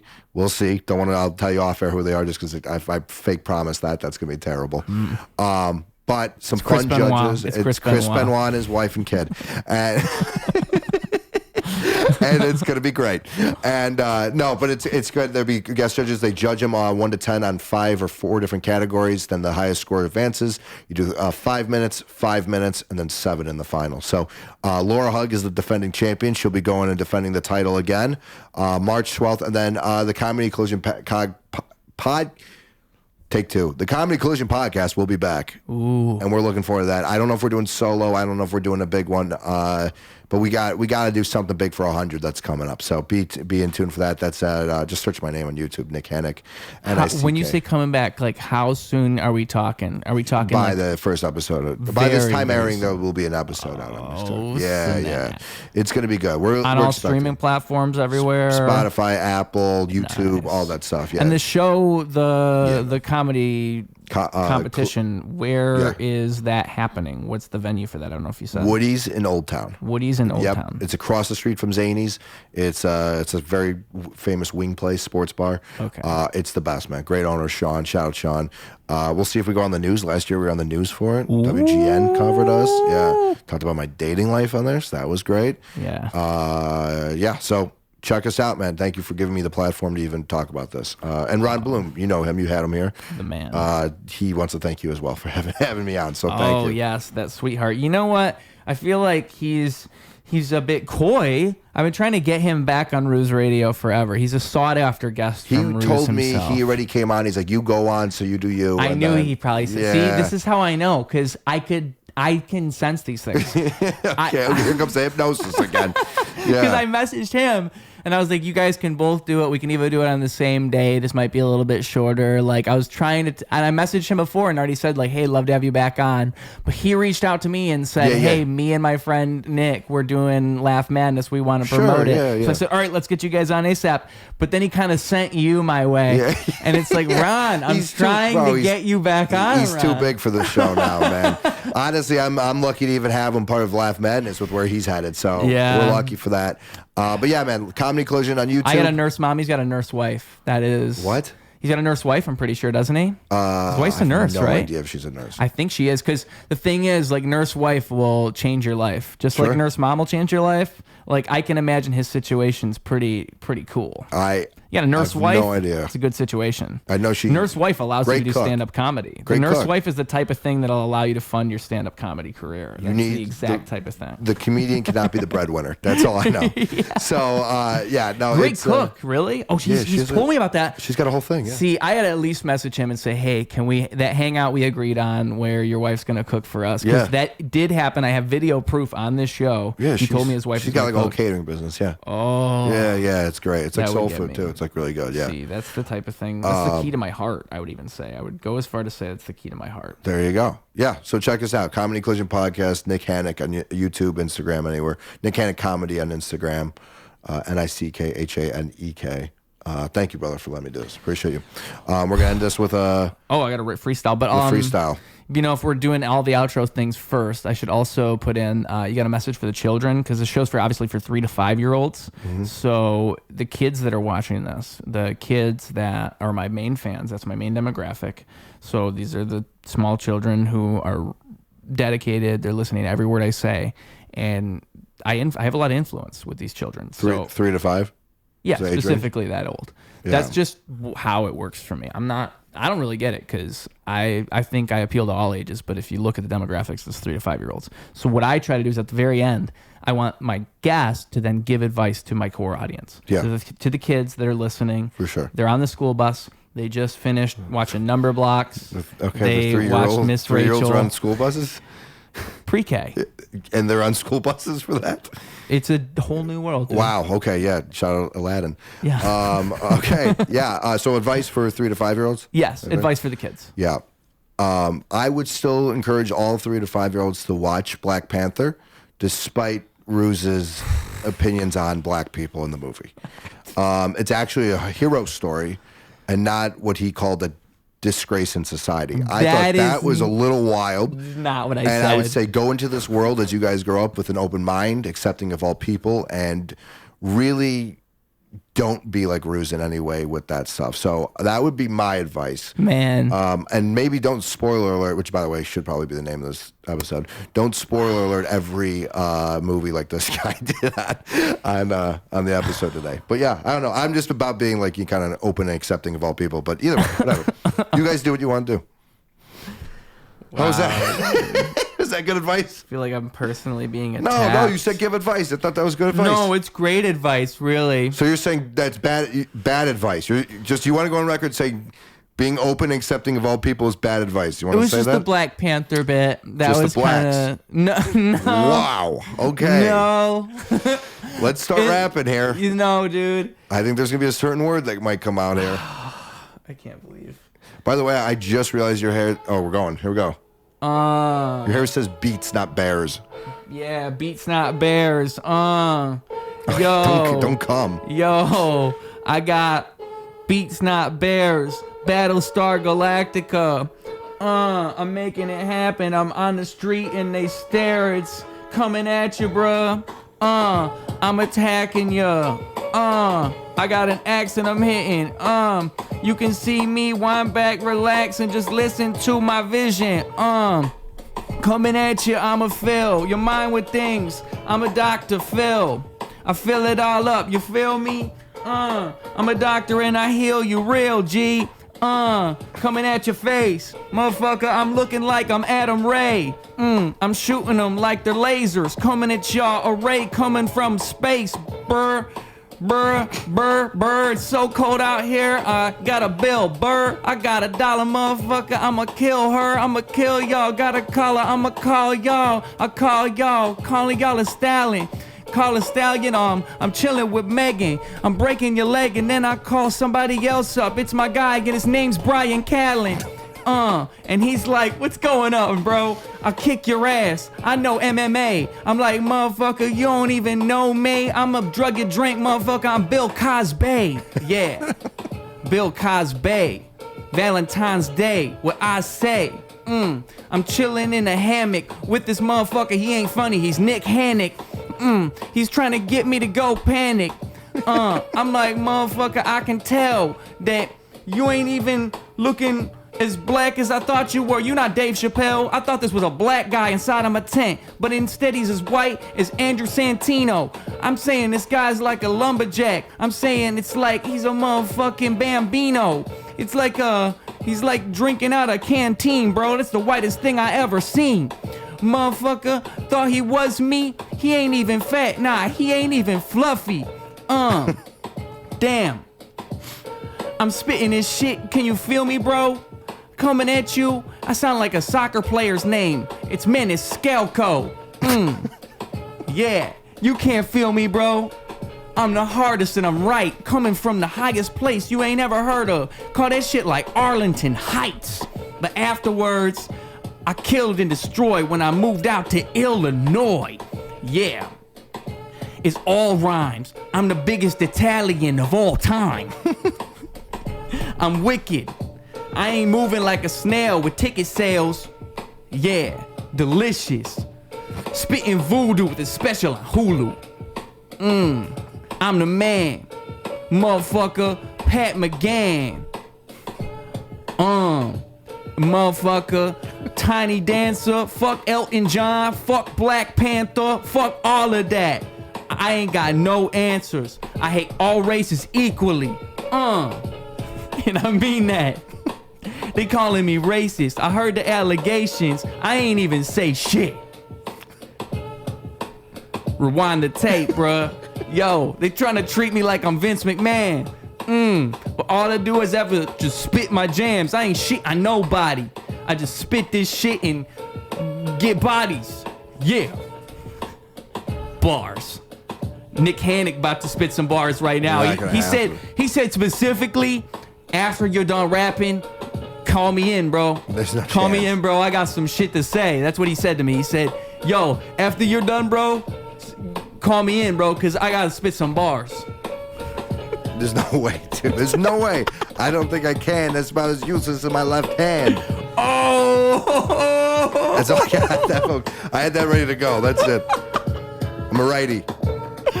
Yo. So I perform my right hand. Yo, my left hand been too used, so abused. You're right here when you're flowing with Ruse. My hand got a bruise, contused. I tried to use it and I loosed. My hand don't even work because all this time I sat back and I jerked. I sat back and went to work. With my hand. Yo. With my hand, it ain't even feeling like it could. It kind of feeling ran through. Feeling kind of bland, dude. I can't feel my hand. I've been trying to make a stand, take a stand for my hand. My hand is a different place than it was when I had it when I was a kid. I said my hand used to be soft. I can't even lotion this out. I've been doing too much motioning now. My hand I don't even know what it's about. I try to write some things down, but my hand starts to feel like what I already said, what you already saw. I said my hand's feeling raw. My hand's not feeling good. Ain't feeling good at all. Oh. Yeah. Yeah.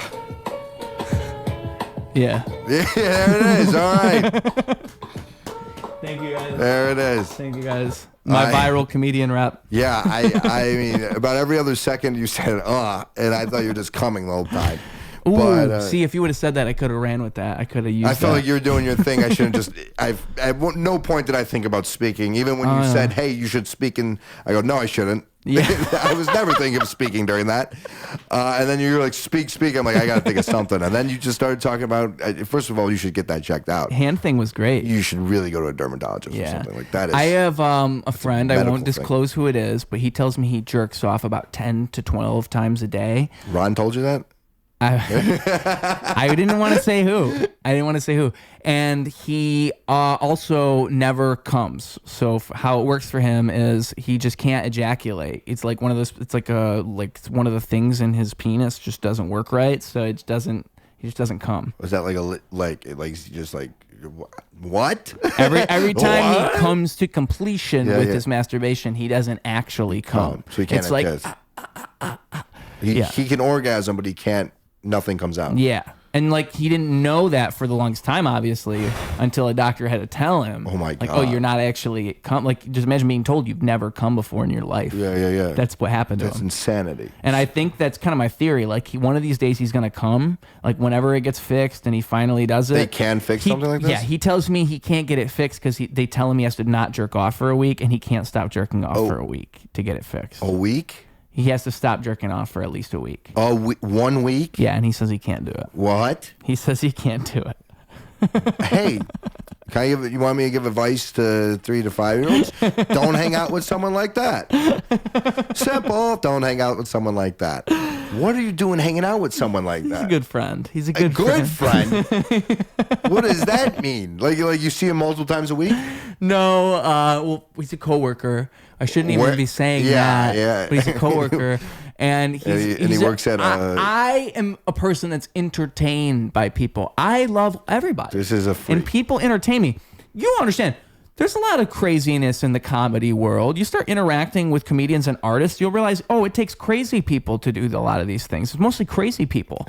Even like what's that? This is why I don't go to Mike's. Yeah, it's crazy people. I don't go to Mike's. And so I've just learned to accept crazy people as a part of life. Yeah. And I'm not saying this person's crazy. I'm saying we're all crazy. I'm saying this person's I'm crazy. You're crazy. Everybody's crazy. And we're just all crazy in different ways. I'm judging this guy as hard as possible. I want that very clear. And if he has a problem with that, I was going to say he can come, but that doesn't make any sense. He can't come. I don't want to see that either. He can't come. I mean, you kind of feel bad for the guy a little bit. He can't come. I mean, don't you feel bad from a little bit? No, because it feels very... First of all, I did immediately, but then you said, all it takes is a week. No, I don't. I feel like this guy's definitely doesn't have a partner. And I also think that this is a weird guy, and I think you should quit that job and stay away from him. But listen, the club pays me a lot. Also, you said good friend. Yeah. Because he's a good friend, you know? He's the type of friend where he'll... When we give you a hand? Yeah. Too easy. I can count on him. He'll give me a hand, and I know he's a real person, and I can count on him to be a real person at the very least. Whereas other people might be fake, he's like an actual person. I think he'd be really good for reality TV. You don't think it's weird that he can't take a week off? And also, how many times do you say he does it a day? 10. You said 10. Dude, have you ever tried it more than... Have you ever tried it 10 times? No, I can't. And he's told me That's what I'm saying. He stays up till 4 or 5 in the morning. He can't sleep. You need to get better friends. No. You got to understand. I do. And get better friends. No. Listen. He's a good guy. He's real. There's real people who can come. You're looking at this wrong. No, I don't think I am. This guy's different, all right? Because, like, the thing is, you'll meet people in life, and you're going to realize that sometimes people are not like as they present themselves to be. Sure. Yeah. This guy's real. I believe it. Yeah. Guess what? There's real people out there that can come and don't jerk off 10 times. Do you understand the physical toll it takes to do that? I know it takes a lot. I feel bad for him in that, you know? Yeah. So he's never came before. Is it a pity thing? He's never came before. I don't care about that. I'm concerned about how often he does it. Because the thing is, imagine never coming your whole life. I think he's just got all this pent up. I think it's like pent up forever. It's like having massive blue balls. No, it's like the biggest blue balls ever, just ongoing. You are saying this like it's like a freak disease. He can fix this in a week. Yeah. Yeah. And I understand that's giving up 70 sessions, which is over probably 2-3 months for people. He has in a week. I mean, okay. Think about it. What if we have sex addicts watching this? Great. They might be a little bit offended. Probably the only people we have left at this point. The sex addict, they would understand the plight of this man. It's hard to give that thing up. It's hard to give up sex. If you're fucking every day forever, how do you just stop? I would probably then I can't say, you know what, just give up. And by the way, give up. There's a goon movement now. What? It's gooning. I'm surprised you haven't heard of this. So kids these days are like gooning, and they're behind the goon movement. And what gooning. Does that mean? Oh, you know what it means. You know what it means. The movement? I know gooning is like jerking off. Yeah. What's the movement though? Like jerk off more? Yeah. There was a guy who died in a drive-thru, and they called it a goonicide because he was jerking off in the drive-thru. And I think like people, well, he had recently been jerking off in the drive-thru, and then I think like his car was there, and they thought he was jerking off again, and he was dead. I want to say it was something like that, but he committed suicide there, and they called it a goonicide. Okay, well, oh no. I'm just saying. That's weird. I feel horrible. Right? I want you to know that the gooning thing is like it's not what it used to be. That's what I want you to know. I'm trying to tell you. How? Yeah. Thank you for the education. It's because it's a movement now. It's different. Stop saying it's a movement. That doesn't make you're saying it like it's more than me, man. It's not bigger than us. Okay, it's very. There's stoppable. gooners. Like I never would have used the term goon. I mean, goon used to be cool. Goon used to be like I'm a goon. I'm in the streets. I'm a goon. Yeah. Now would it's think tough different. Guy. Now it's not like that. Now when you say goon, like the kids would laugh. If you tried to say the other thing, the kids would laugh at you because it's changed. Because gooning is a movement. I'm 28, man. I feel like that's young. I shouldn't be even. I can't believe I'm acting like an old man here, but like. You know the term I don't like the kids use is they said this eats. Like they'll say like instead of like this slaps or this is like good, they'll say this eats. I hate that. I never even said this slaps. Like slaps I kind of get. This is fire. I'll say this is fire. I'll say that. Yeah. I'll do it. I'll say wow, this is fire. So if I feel like I'm giving a lot of compliments, I could just go to the emoji button. Yeah, it's an easy play. But this eats. That just sounds. What are you gonna ridiculous. Do for emoji for that? Yeah, like a spaghetti plate. Oh, that spaghetti plate. Yeah. Little licking your face plate. Delicious. The delicious one. Next time, maybe less eye contact and more camera contact for that. Yeah, there you go. Cool. So we've lost every viewer now. You like that? I think you like because you see how he told me to look at the camera. I think that he liked that. Views for you. Just trying to. No, I see what's going on here. I get it. I brought up all those things. I get what's going on. You got to get new friends. I'm a charmer, dude. I brought up Steve. You're probably thinking, oh, that guy's a really. Steve? Oh, you just said his name? Shit, I said his name. You idiot. I legit was like, who's Steve? That's great. Damn it, dude. I've revealed Steve's secrets multiple times on this show. This is Steve from Blue's Clues. Yeah, it's Steve from Blue's Clues. No, I can't even do that. He's changed a lot. I've heard he's great. Yeah. I can't even play the bit. He's a good guy. We can't have that. Wasn't that a thing, though, for a little bit? As like Steve was a drug addict and went downhill. He had like cancer, right? Yeah, I don't know what it was. But the internet had theories on Steve and what happened to Steve. I remember that was a thing for a little bit. And then he returned to the limelight and everyone was like, oh, Steve's fine. The limelight's crazy. The big blue chair, whatever it is. Yeah, man. I mean, I would just basically, I would tell Steve that, it's been... Yeah. I enjoyed the friendship, and I know you're real, but I got to be real. This is weird. He wants to start becoming a stand-up comedian. He wants to he wants to be on the podcast, and so I told him. You haven't had him on? I think I ought to, right? I mean, you want to talk about who should have been number 250? I think that's him. You want a real episode? You want to get into it where you lose all your viewers because you got real? That's your guy. That's your guy. Honestly, I think it might help if you put in the title like coworker. Like if you put that. I don't think that's going to help you at all. In fact, it's going to hurt you.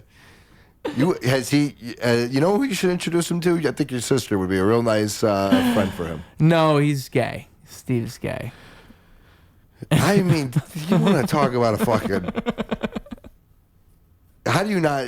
I guess you don't need to lead with that, but yeah. So he's a gay gooner, correct? Is there anything... You could classify him as a gooner. Is there a nickname for gay gooner? G squared? The G-spots? Ooh, G squared is a perfect thing to call it. Okay. You act like you're going to go bring that back to the board for the Gooner Nation or whatever it is. I'll say, dude, you're a gay gooner. That's what you are. I'm going to tell him. I'll see what he says. Great. Don't get back to me on that. Let Ron know, and he'll come tell me. Yeah. I'll try to get him to incorporate it in his stand-up act. I'll be like, Ron, that could be your character. Gooner? Steve. I'll tell him you should be the gay gooner. Very open about Steve now, just being the guy. I said it was him. Yeah, I guess it's out I think there. he's got to lean into his story. Does I he think listen that's to what this? he's got to do. Does he like wrestling? Does he like hip hop? If he doesn't, then you're going to lose him. No. He's probably not listening to this. I really doubt it. He might be.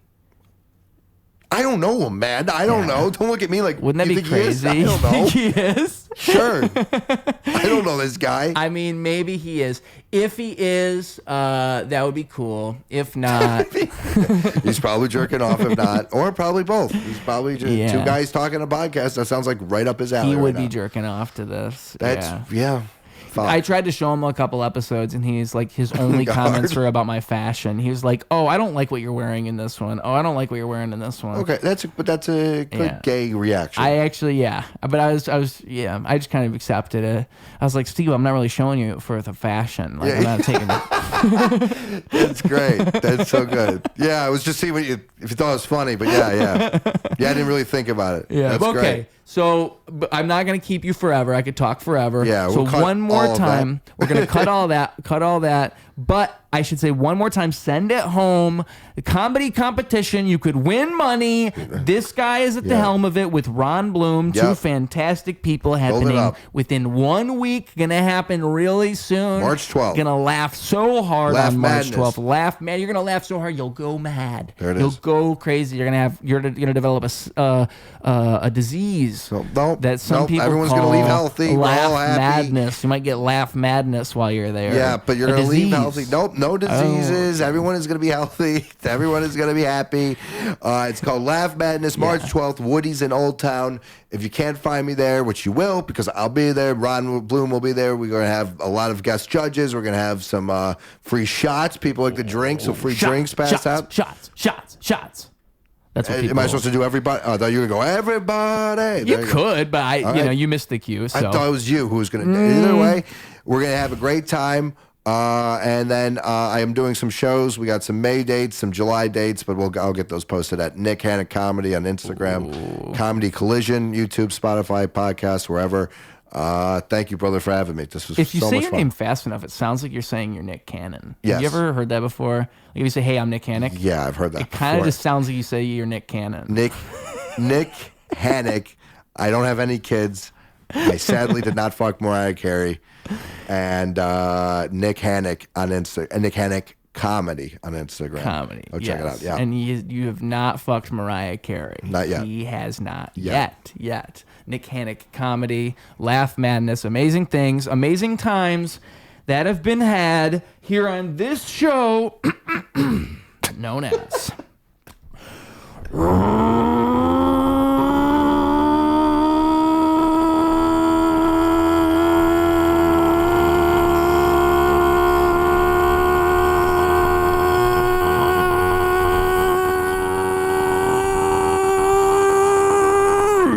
Radio. Clocking out. Double down, competition couldn't help him to rock. Missed the whole time, holy fell through the flock. That's an ordinary miracle, wealth to the block. It's a balance in the character that's calm and collect. It's apparent his caricature is lost in the mess. It's hysterical, the picture that